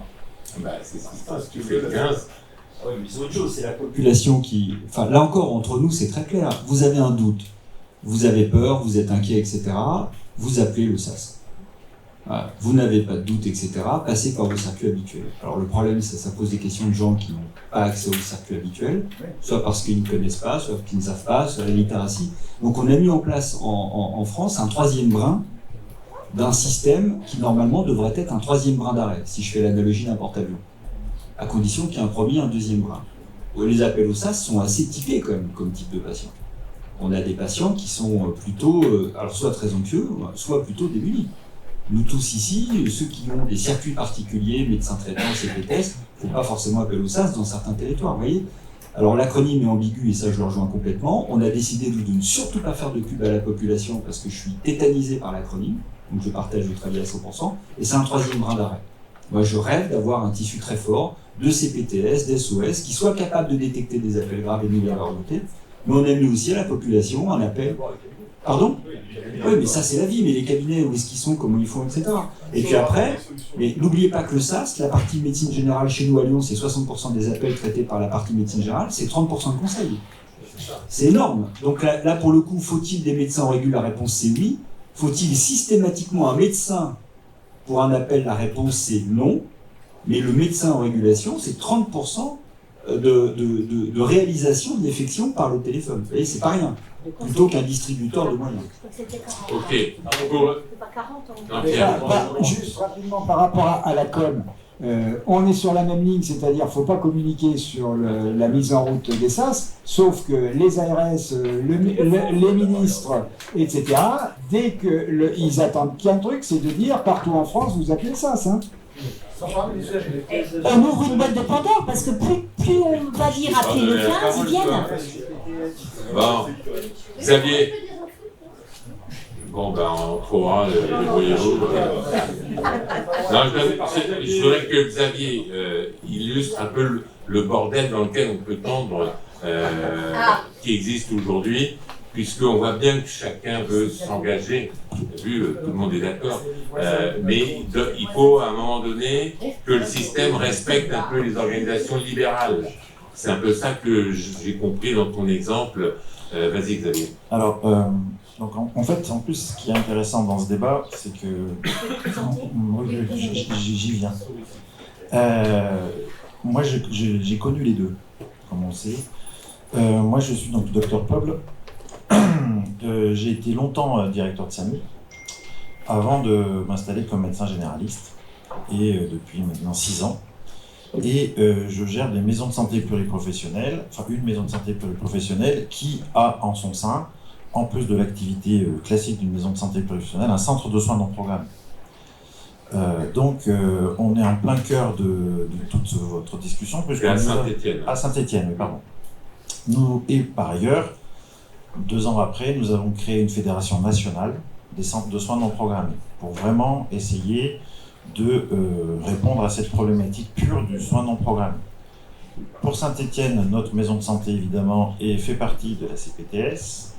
Nous faisons partie de la commission au sein de la CPTS pour la gestion des soins non programmés. Nous sommes membres du CES, membres fondateurs du SAS. Nous avons mis en place donc le SAS à Saint-Étienne depuis plusieurs années. Donc je peux vous parler de tous les points.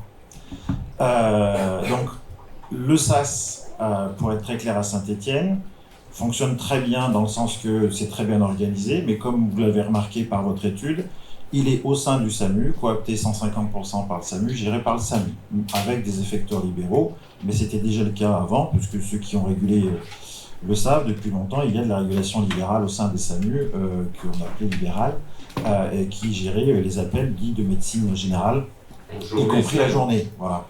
Donc ça existait déjà. Donc maintenant. Pendant le Covid, ça ou non, tout le temps. Depuis tout le temps, ça existe. D'accord. Voilà, ça a toujours existé. Il y a toujours eu un partenariat. Sur le docteur Abérin, c'est bien. Il y a toujours un partenariat entre les médecins libéraux de régulation libérale et les médecins qui faisaient la régulation SAMU, dit AMU. Donc maintenant c'est devenu le SAS. Alors on pensait qu'effectivement en s'investissant nous comme acteurs libéraux, et puis moi notamment comme ayant beaucoup régulé dans ma vie et venant aussi du monde du SAMU, je pouvais m'investir dans ce genre de choses, ayant un petit peu cette connaissance, et en fait on s'est rendu compte très vite que c'était effectivement 150% coopté par l'hôpital. Je vous donne un exemple, la dernière réunion de la CPTS de Saint-Étienne, qui est une grande CPTS, pour mettre en place la gestion des soins non programmés au sein de la CPTS, c'est le directeur du SAMU avec le directeur de l'hôpital, du CHU, qui organise et gère la réunion. Pour nous expliquer comment, en ville, on doit gérer le SNP. Donc ça, c'est le premier exemple. Deuxième exemple, le SAS fonctionne très bien et on a des acteurs très actifs qui sont issus du monde libéraux. C'est une réalité, avec une très bonne organisation, c'est une réalité, donc on en est très content. Beaucoup de médecins généralistes, y compris nous, se sont inscrits sur la plateforme pour mettre des créneaux à disposition en s'investissant dans le SAS en disant nous mettons des créneaux à disposition pour pouvoir recevoir ce qui sera régulé par le SAS. À ce jour, j'en reçois 1 par mois. Pourtant, ils ont à peu près entre 70 et 100 appels jour. Alors, c'est extrêmement simple. L'hôpital a mis en place une maison médicale de jour avec des acteurs libéraux qui gèrent et récupèrent quasiment l'intégralité de 1, ce qui est régulé par le SAS, et 2, ce qui est réorienté par les urgences. Donc en pratique, le système il est extrêmement simple, alors que nous sommes conventionnés depuis 2019 avec 4 établissements privés et aussi le CHU pour, justement par convention tripartite signée avec l'ARS, pour la réorientation des patients qui se présenteraient aux urgences et qui n'auraient pas besoin d'une consultation en urgence, et en tout cas d'utiliser le plateau technique des urgences pour être réorientés sur notre maison de santé, sur notre centre de soins non programmés. Ça fonctionnait très bien jusqu'à que le SAS marche, et dès que le SAS a été mis en place, on n'avait eu plus aucune réorientation de l'hôpital. Pourquoi ? L'hôpital a mis en place, donc je vous expliquais, une maison médicale de jour sur l'ensemble de son GHT, aussi bien au CHU que sur ses hôpitaux de périphérie. C'est les locaux de l'hôpital, l'intégralité des fournitures, des consommables, de l'informatique, du secrétariat, de la facturation sont fournis par l'hôpital. et il demande à des médecins libéraux de venir la journée faire cette garde. Et le système est extrêmement bien rodé. Vous avez soit le SAS qui est appelé, et donc ils envoient à la maison médicale de jour. Et donc vous imaginez bien qu'à la maison médicale de jour, vous avez 100% de majoration SNP. Que s'il se présente à l'hôpital, l'infirmière d'orientation d'accueil, l'enregistre à l'hôpital, parce qu'il ne faut pas oublier le forfait quand même. Il faut que ça soit un passage pour l'hôpital. À chaque fois. Donc, on compte le passage. 2, on compte, même si je sais que vous n'aimez pas ce terme, le forfait de réorientation pour l'hôpital, qui l'oriente à 15 mètres dans ses propres locaux. Et le médecin voit non pas une consultation à 26,50, mais 26,50 plus 15, d'emblée. Ah oui, il a les 15 euros. Voilà. Et ce qui arrive, alors ça existe depuis à peine un an, et ce qui arrive maintenant depuis un an, qu'est-ce qu'on voit? Alors nous, automatiquement, ça ne nous a pas impacté énormément, parce qu'on avait déjà une grosse activité, et donc ça n'a pas trop impacté nos activités au niveau de la maison de santé. Mais surtout, qu'est-ce qu'on voit? On voit, que nous n'avons plus de remplaçants, puisque nos remplaçants jeunes, ils vont là-bas, et 2, surtout, le phénomène nouveau avec l'ouverture de 2 autres maisons de santé de jour dans les hôpitaux qui encadrent Saint-Étienne, vous avez des médecins qui ferment leur cabinet de médecine générale pour aller faire ça. Parce qu'ils ont 95% de reversion du forfait, enfin de leur journée, si j'ose dire, 95%, et surtout, ils n'ont aucun frais avancé, aucune chose à préparer, aucune facturation, aucun secrétariat, aucun suivi. Et c'est ça la réalité actuelle. À Saint-Étienne et sur tout le département de la Loire. Alors que, contrairement à ce qui est dit, il y a la ville qui s'est organisée avec la CPTS. Nous avons des grilles à disposition dans les 2 CPTS qui existent dans la Loire, aussi bien vers Roanne, qui est le nord du département, vers Saint-Étienne. Nous avons 2 grandes CPTS qui fonctionnent très bien, avec des acteurs libéraux qui sont très investis, notamment avec plusieurs maisons de santé qui sont disponibles. Elles ont mis des créneaux de soins non programmés, soit comme nous, elles ont vraiment un système pur associé à leur maison de santé de soins non programmés et qui sont prêts à accueillir cette régulation et qui sont prêts à se mettre à disposition pour gérer ça. Donc en fait, moi, contrairement à tout ce qui a été expliqué, si vous voulez, moi j'entends toutes les problématiques et je suis bien placé pour expliquer aussi les problématiques du SAMU. J'ai été 19 ans. Mais en pratique, là, vous avez la ville qui s'organise avec les libéraux pour gérer ça et la réponse de l'hôpital public, Non, parlez de Saint-Étienne, restez circonscrit. Moi, j'aurais jamais fait ça, donc parlez de Saint-Étienne, c'est tout. Et c'est vrai que ça fait bizarre d'entendre ce qu'on vous raconte. Et l'hôpital, le CHU de Saint-Étienne, sa réponse, c'est « Je ne veux surtout pas perdre mes passages à l'hôpital. » Les relations avec les libéraux sont compliquées après, c'est compliqué autour de la table. Sauf que si vous voulez, c'est compliqué parce que... Et j'entends, c'est même plus la peine de faire de phrases. Je vais changer un tout petit peu de vision. Je suis aussi cofondateur de la Fédération française des centres de soins non programmés, qui comporte 70 centres non programmés, qui sont plus ou moins avec des maisons de santé. Il y a à peu près 40% qui sont associés à des maisons de santé, et 60% qui sont juste des centres de soins non programmés. Ils sont tous conventionnés, ils sont tous partenaires des établissements de santé publics comme privés locaux pour faire de la réorientation directement vers leurs urgences. C'est des conventions bilatérales. Les CCMU1 vont dans les centres de soins non programmés 1 et 2, et les CCMU3 qui seraient pris en charge dans un centre de soins non programmés sont réorientés vers l'hôpital. Nous avons une convention systématique avec les SAMU pour la régulation, nous sommes 100% régulés. Et en pratique, cette organisation qui les gère 70 centres dans toute la France et l'outre-mer, puisqu'il y en a effectivement aussi en outre-mer,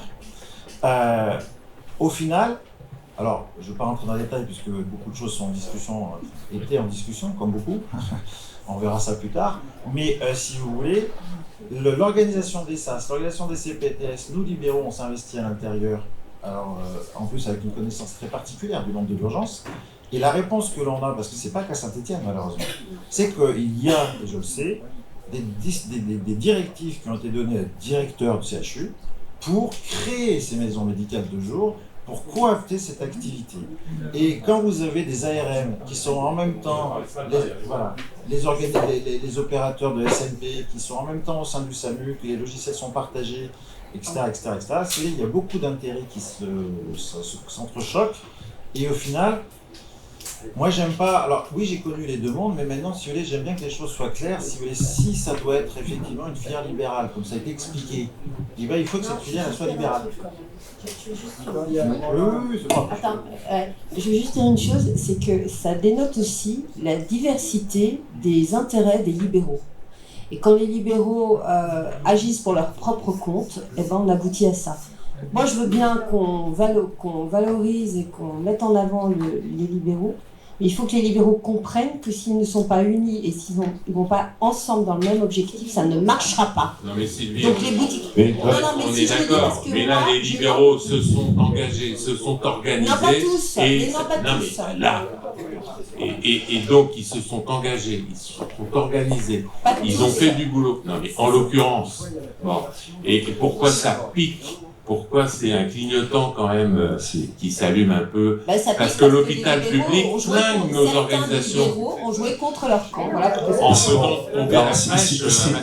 c'est vraiment l'illustration parfaite de mon premier propos, et qui était de dire que la filière médecine de ville du SAS, c'est du tour de contrôle. C'est du tour de contrôle pour la médecine de ville. Et qu'il faut vraiment que les libéraux comprennent cela et prennent ce sujet à bras le corps. Après, il est clair que on voit bien que, notamment, moi je vais dire les choses clairement, sur la régulation libérale dans certains départements, on voit bien qu'on a abouti à la formation, à la constitution de chasses gardées. De gens qui veulent surtout pas que ça s'ouvre. Je peux en témoigner sur les prises de position. Dans la région, on a fait une enquête sur la régulation, sur l'intérêt ressenti par les médecins généralistes de la régulation délocalisée. Sur le sujet, on est dans la région, on est 2 départements à faire de la régulation délocalisée. On a eu des levées de boucliers d'un certain nombre d'associations de médecins régulateurs d'autres départements sur le sujet quand on a essayé d'aborder le sujet et de le traiter justement au sein du RPS. Et puis donc on a pris le problème autrement, on a lancé une enquête à tous les médecins généralistes de la région avec un taux de réponse, on était à 1000 ou 1500, je ne sais plus combien, enfin un taux de réponse quand même faramineux par rapport à quand on réalise des enquêtes auprès des confrères. Et l'enquête a complètement démenti les propos des responsables des associations. Alors, c'est pas tout le monde, je vais pas vous dire que 100% des répondants voulaient de la régulation délocalisée. Mais en tout cas, on avait un pourcentage nettement significatif de gens qui disaient « oui, ça peut m'intéresser ». Et puis deuxièmement, oui, en fait, ça sera facilitant pour que je puisse éventuellement m'investir dans la régulation. Je voudrais juste un dernier chose, c'est plus pour information, parce que c'est l'occasion que vous ayez cette notion-là, puisque on parle de choses dont on n'a pas forcément de chiffres ou de données que tout le monde n'a pas, en tout cas que moi je peux vous en partager plusieurs. Dans la partie non programmée, pure, 34% des adressages sont faits par des médecins traitants. C'est-à-dire que c'est les médecins traitants qui adressent dans le centre de soins non programmés le plus proche, au niveau national. 34% des adressages sont faits par les médecins traitants. D'accord. 52% sont régulés. Et 70% de l'activité que nous, on défend, ce sont les CCMU 2 et 3. On interdit à nos centres de faire du CCMU 1. Sauf que, est-ce que beaucoup de centres de soins non programmés se comportent... ce que nous on défend à la fédération. Ouais, mais non, mais c'est ça qui est important, parce que le concept de centre de soins programmés qu'on vit, c'est un destructeur. Oui, c'est pour ça qu'on les combat. C'est pour ça qu'on les combat. En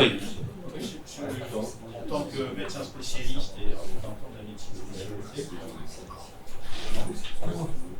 spécialisée, en tant que médecin spécialiste et représentant de la médecine spécialisée au niveau syndical, quelle est la place pour vous des médecins spécialistes dans le SAS? Et pourquoi je pose cette question? Parce que le dernier rendez-vous que j'ai eu avec Marie Daudet, de la DGOS, ouais, mais on a parlé du SAS. Et elle me dit, ah oui, mais demain, il y aura un SAS pédiatrique, il y aura un SAS psychiatrique. Ça, psychiatrique, ça a commencé. Non, mais un SAS ou des filières spécifiques. Mais je ne sais pas comment on va les construire. Mais si on les construit encore de façon en silo, Vous êtes sûr que de toute façon, là, on est planté? Non, mais elle a dit n'importe quoi, on l'a défoncé là-dessus. Et Ah oui, non, mais, pardon. Je veux bien, oui, non mais on l'a défoncé, mais quand ils ont quelque chose dans la tête, ils l'ont pas dans le... Non. Donc moi, ce que je souhaite aujourd'hui, c'est que quelle doit être notre réponse et qu'est-ce qu'on doit construire sur le plan de la médecine spécialisée. Et je ne vais pas vous mentir, l'ensemble des services d'urgence aujourd'hui nous redirigent les patients directement vers nos cabinets médicaux, d'accord, pour beaucoup. Donc voilà. Ça veut dire quoi? Tu as des services d'urgence qui renvoient un gastro à Nantes. Ah ben bien sûr, bien sûr. Un gastro libéral dans un quartier. Ah ben ils ont nos numéros de téléphone et je vais te dire, ils prennent directement les rendez-vous chez nous. Hein. Ça y va. Hein. Pour le coup, tu me diras, le SAS, c'est le SAS, et il y aura des filières d'aval, si je peux dire, spécialisées. Cardio, pédiatrie, gastro, alors les psys ont voulu s'autonomiser, mais ça va être une usine à gaz, ils passent par les SAS. Maintenant, il faut combattre ça, hein, parce que tout le monde dit un peu n'importe quoi en ce moment. Il y a une maîtrise des mots qui n'est pas stabilisée, on va le dire comme ça. Donc voilà. c'est comment on le construit, parce que là aussi on a construit Au territoire, vous avez des vous êtes gastro, vous jouez le jeu. Dans d'autres endroits, les gastro ne veulent surtout pas entendre parler de le patient adressé, pour tout un tas de raisons que je respecte. Bon ben voilà, par territoire. Mais on aura des deuxièmes lignes de spé. Mais nous, on est convaincus que le second recours, l'appeler comme ça, a toute sa place dans le SAS. Notamment, il va falloir articuler ESS, SAS et tout ça pour les... Je te remercie de cette... de ce discours, ce qui n'est pas le discours de tout le monde. D'accord? Du moins, sinon je ne comprends pas le discours. Non mais, prenons, alors la psychiatrie est peut-être à part, la santé mentale, mais n'empêche qu'un régulateur, un généraliste régulateur, quand il a un cas de psy, qu'est-ce qu'il est emmerdé? Et donc, ça va lui emboliser 3 quarts d'heure d'écoute et tout le bazar. Et donc, non, après. Donc, moi, je suis à la CNURPS, on est tout à fait dans cette logique-là. Et du reste, c'est prévu quand même par les textes avec des filières spécifiques. Claude? Ah, oui, 2 mots.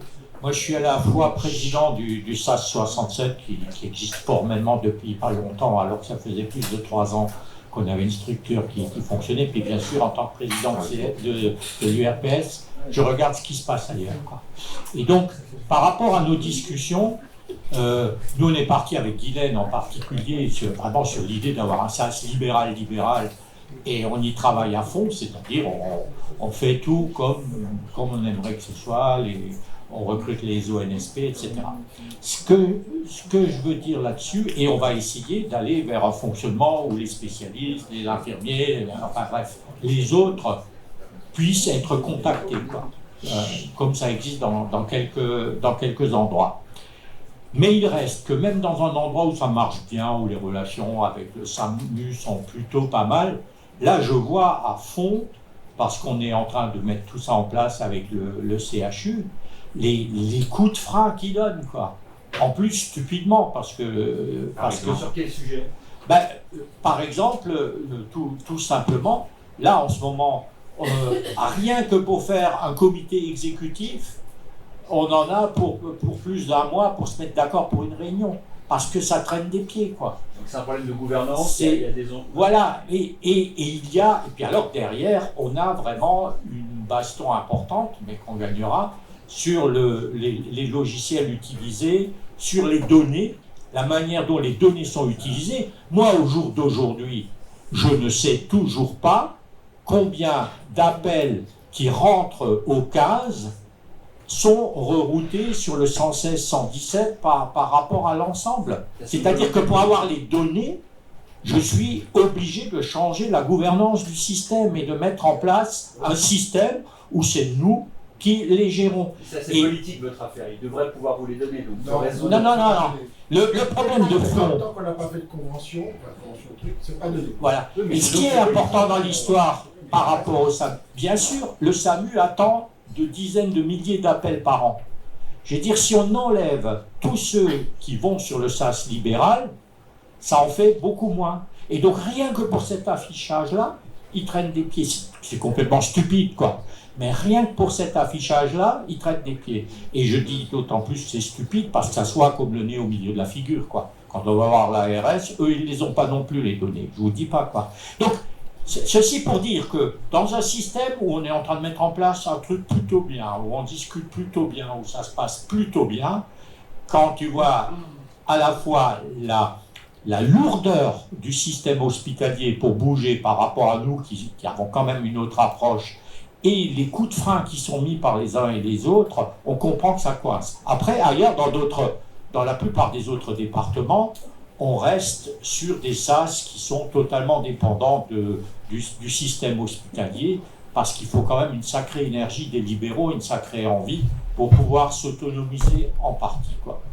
Ce que dit Claude est vrai, c'est quand même, j'imagine. Notamment, c'est vachement emmerdant dans l'émergence du projet. Premier niveau d'emmerdement. C'est-à-dire que nous, libéraux, on sollicite le SAMU, je sais pas quoi, pour savoir, pour avoir des datas, pour modéliser combien il faut de lignes de régulation ambulatoire, combien il faut d'OSNP par jour, mais on ne donne pas les chiffres. On ne sait pas combien il y a d'appels qui arrivent au 15 et qui relèvent, entre guillemets, de la médecine générale. Rien que ce niveau-là est emmerdant pour construire. Et donc, pourquoi il n'y a pas plus d'échanges, à ton avis? Moi, je tombe sur les fesses, parce que là pour le coup, ce sont des données que le SAMU a. Et oui, donc, vous avez un problème de gouvernance, vous avez un problème de définir, et un problème de confiance derrière. Non, mais c'est pas qu'un problème de confiance. Juste sur les données, les données des services d'urgence, les CCAM1, CCAM2, 3 et 4, remontent parfaitement. C'est-à-dire, j'ai accès, moi, par le biais de l'ARS, sur un site, au CCAM1 des services d'urgence. Mais ni l'ARS, ni moi, n'avons accès aux données du centre 15. C'est pas normal, c'est pas normal. Ben non, c'est pas normal. Mais c'est ça la vraie vie, et je suis pas le seul, je suis pas un pauvre malheureux isolé. À mon avis, ils sont nombreux dans la salle. De la gouvernance et des data, enfin des données. Ce machin-là, le 15 produit des données. On les a, ces données. En plus, je comprends pas l'angoisse du 15, parce que les armes niveau 1, niveau 2, de toute façon, sont sécularisées. Donc en fait, ça ne répond à rien. Il n'y a même pas de logique derrière. C'est pour ça que vous allez y arriver. Moi, ça m'amène à une réflexion complémentaire que les libéraux doivent avoir dans la tête quand ils négocient l'organisation du SAS. C'est qu'effectivement, bon, les niveaux d'entente, de relation peuvent être très variables d'un département à l'autre. Mais quand on construit un projet, il faut le construire de telle sorte que ça puisse fonctionner correctement, quel que soit l'interlocuteur demain. Et évidemment que les interlocuteurs côté hospitalier, ils vont changer, certains vont prendre leur retraite, d'autres vont arriver, ainsi de suite. Et les interlocuteurs côté libéraux aussi, à certains moments, vont changer, quoi. Donc le système qu'on met en place, il doit pouvoir fonctionner correctement dans le temps, au fur et à mesure que la roue, elle tourne. Et en l'occurrence, moi, alors, quand on parle des données, nous, dans notre département, effectivement, on a un logiciel spécifique pour la régulation libérale. On est propriétaire de nos données, de toutes les données produites par la régulation libérale. Et ça, c'est contractuel avec le prestataire. Et si on n'est pas content des données qu'ils nous donnent, on s'engueule avec notre prestataire en direct. Mais on n'a pas d'autres intermédiaires, on n'a pas besoin de passer par l'hôpital ou ainsi de suite, quoi. Et donc ça aussi, c'est un point clé. Effectivement, aujourd'hui, on est dans un monde où celui qui ne produit pas de données, il n'existe pas. Et celui qui est propriétaire, c'est la gouvernance du SAS. C'est pas l'URPS, c'est vous qui... Non, alors là, je parle dans le cadre de la PDSA sur lequel on fonctionnait jusqu'à présent. Dans le cadre de la PDSA, donc toutes les données produites par la régulation libérale sur le 43, c'est l'association des médecins régulateurs qui est propriétaire de ces données. Et donc, évidemment, on va dupliquer le même genre de choses sur le SAS. C'est ce qu'on a. Non, attends, Christine. Gilles. Alors, pour le second recours, ça fonctionne ou pas? Pour le second recours en Martinique, on a pu s'organiser en orthopédie. On accepte en général les appels du SAS très facilement. Les patients sont vus dans la journée ou le lendemain. Et ça, je pense que c'est grâce aux réunions de préparation en amont en fait, du SAS. On a tous été informés.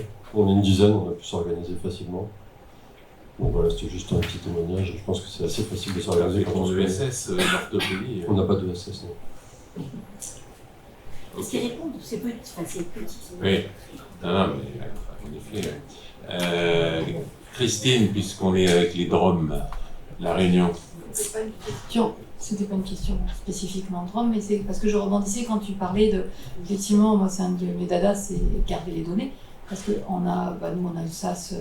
On a un SAS avec effectivement les pas téléportés, bon, on utilise le SISAMU, sauf que le SAS, bon voilà, c'est tout la plateforme SAS.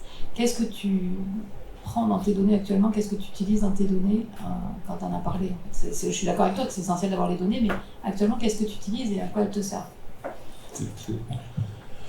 Aujourd'hui, je produis toutes les données d'activité de la régulation au PDSA, donc le nombre d'appels, la durée des appels, enfin ainsi de suite, et je produis donc des statistiques, d'une part qui me permettent de répondre effectivement à ce que l'ARS nous demande de lui transmettre chaque année dans notre bilan d'activité, et puis par exemple ça m'a permis de défendre l'augmentation du nombre de régulateurs sur certaines tranches horaires, quoi. Voilà. Mais bon, moi j'avais directement mes chiffres, donc on a fait nos stats, et voilà, donc on est maître de nos statistiques, et donc on est capable d'aligner les statistiques vis-à-vis des tutelles, quoi. Par exemple, nous à Lyon, c'est nous qui faisons ça, nous SAS, hospitaliers et libéraux. On présente ça, on présente les chiffres d'activité complets, les besoins qu'on a en régulation. Nous, notre sujet, c'est l'effection. Les chiffres sur l'effection, c'est parfois complexe à avoir. Et sur la régulation, on a centralisé. Une dernière question. Une petite remarque, juste, effectivement, l'analyse des données, la propriété des données, mais surtout en faire des indicateurs pertinents de gouvernance pour pouvoir adapter la réponse. Parce que le témoignage de notre confrère de Saint-Étienne, moi j'ai eu le même témoignage en Savoie sur des créneaux qui étaient libérés par des effecteurs et qui n'étaient pas pourvus du tout. Ça, c'est des témoignages qu'on a avec des médecins libéraux dans le cadre des commissions paritaires locales. Et la question est, est-ce qu'on peut avoir ces données lorsqu'on pose la question à la CPAM, parce qu'ils nous affichent fièrement le nombre d'appels transmis, mais à côté de ça, vous avez des praticiens qui témoignent sur le fait que leurs créneaux ne sont pas utilisés, donc où vont les patients? Et bien, personne ne sait. Et si on arrive à construire ces indicateurs, à les communiquer de manière transparente au public, au privé, on arrivera peut-être à progresser sur ce schéma, sur cette tour de contrôle qui est extrêmement compliqué à réguler et dont on ne voit pas encore la finalité. Et encore une fois, ça a été généralisé alors qu'on n'a même pas du tout d'évaluation de l'expérimentation initiale. Et ça, c'est quand même un loup qu'il faut lever, quoi. C'est quand même incroyable. Ok, je crois qu'on partage pas mal de choses par rapport à ce que tu viens de dire. Je crois que là, on est obligé de conclure. Maître Cormier se posait une question tout à l'heure, on va terminer là-dessus, sur la responsabilité en cas de non-régulation médicale, enfin je ne sais pas comment le dire, quand un ARM ou un OSNP bascule directement à un effecteur, par exemple, sans sollicitation du médecin régulateur libéral. Alors ça dépend, de son statut. Parce qu'on disait avec Karine qu'on a un petit boulot à faire là-dessus pour clarifier les choses et pour sécuriser finalement l'engagement de libéraux dans la régulation. Ça va dépendre du statut de la personne qui l'emploie. Parce que s'il y a une erreur et qu'il est par exemple salarié, agent public de l'hôpital ou agent contractuel de l'hôpital, ce sera la responsabilité de l'hôpital. Et si c'est la CPTS? Si c'est la CPTS, ce sera la responsabilité de la CPTS. Et deuxièmement, ça peut être régulé et organisé avec des protocoles. Si je n'ai pas de protocole, ça ne peut pas fonctionner. Mais, sinon, ça s'appelle un glissement de tâche. Le médecin régulateur libéral ou ambulatoire qui a son poste de travail au SAS, qui n'est pas contacté ou sollicité par l'ARM-N2 ou l'OSNP. C'est la responsabilité de l'ARM2 et ce sera ensuite une responsabilité en fonction de son statut à partir du moment où il fait le choix. Non, parce que si c'est en libéral, excusez-moi là, dans le système, si c'est l'Arménin, elle passe côté à l'OSNP. L'OSNP, il y a un protocole, elle bascule directement sur l'effecteur. L'OSNP est employé par l'association ou la CPTS, peu importe. Donc là, le médecin régulateur libéral du jour J, si on fait un débriefing pour voir s'il y a un problème, ça sera le régulateur libéral du jour J1. La responsabilité, ça sera à l'association, puisque l'ONSP, elle est employée par l'association, elle n'est pas employée par l'hôpital. Donc là, c'est la responsabilité pleine et entière des libéraux. Non, c'est pas. Non, si j'ai une association, c'est pas les libéraux, c'est l'association. Eh ben, c'est l'association, mais c'est l'association libérale. C'est pas le médecin régulateur qui verra sa responsabilité engagée. C'est l'employeur. Qui est l'association. Qui est soit l'hôpital, soit l'association. Non, mais dans ce que dit le maître, C'est les protocoles. D'abord le SNP pour nous, moi je le vois plutôt comme un aval du médecin généraliste, mais si on protocolise le type d'appel qu'un arme 2 peut passer directement à un effecteur, du coup c'est la structure qui a protocolisé, donc c'est la structure hospitalière puisque c'est le centre de réception et régulation des appels. Donc c'est comme ça qu'on va s'en sortir, on va faire un protocole très précis, on se mettra tous d'accord, et du coup la responsabilité individuelle de l'individu ne sera pas prise en compte. Ok, malgré tout, on a un petit boulot à faire sans doute là-dessus, en effet. Ce qu'il faudrait, c'est faire un organigramme ou un arbre pour déterminer statut par statut, qui est emploi, etc., pour que ce soit su. Parce que accessoirement en plus, quand vous me dites l'association ou je sais pas quoi, elle a intérêt à être bien assurée. Ben, c'est pour ça que l'association, c'est elle qui prend.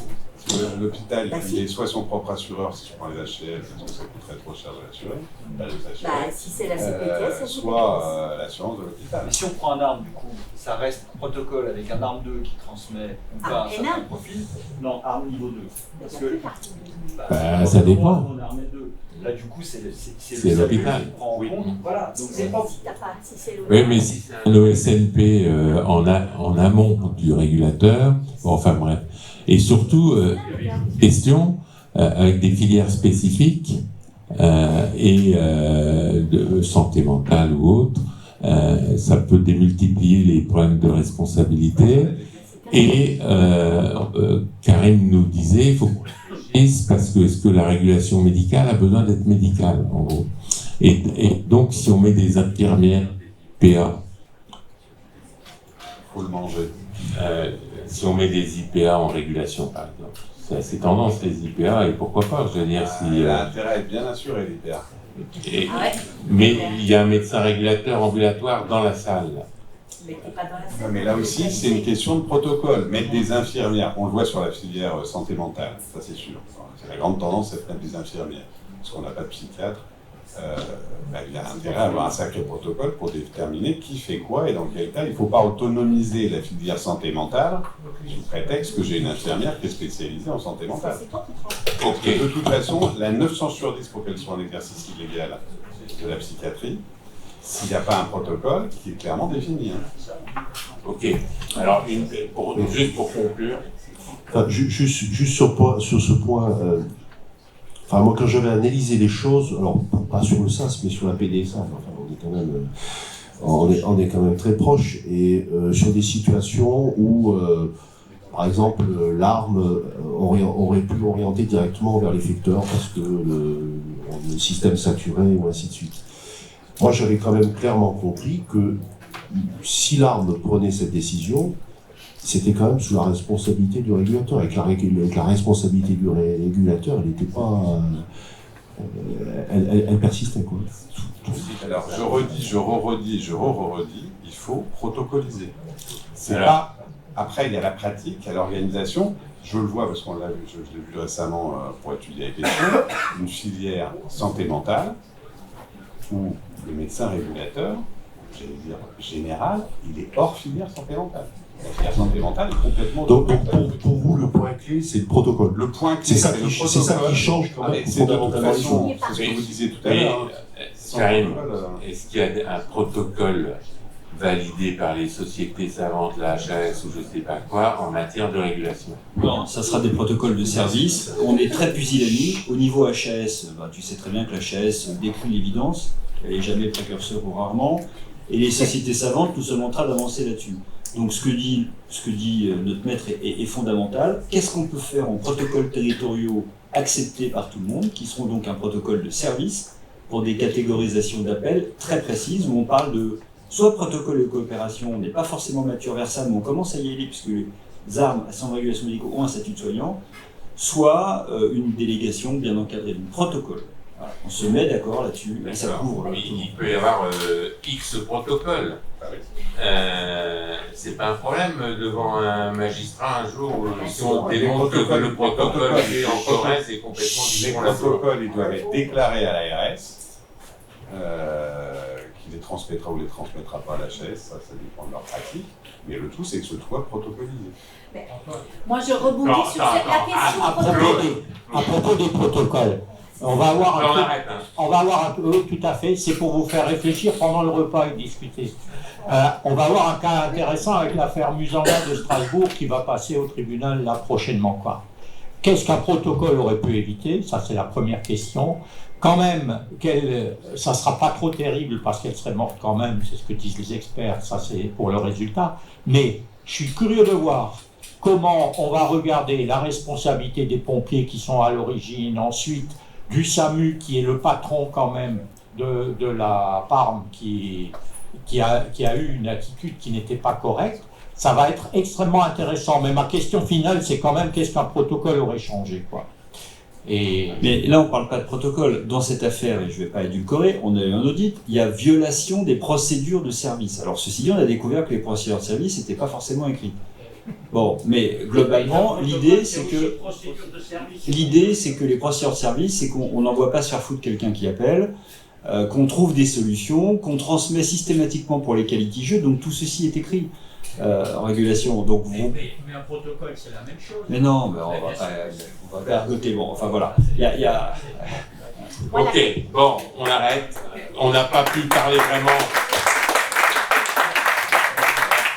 On n'a pas pu parler vraiment du décret qui est sorti la semaine dernière, mais finalement on est tous satisfaits et le boulot de la CNURPS a été notoire pour l'écriture définitive de ce décret qui enfin sachez-le comme ça, on peut en reparler demain en Assemblée Générale, nous satisfait. Voilà. Merci.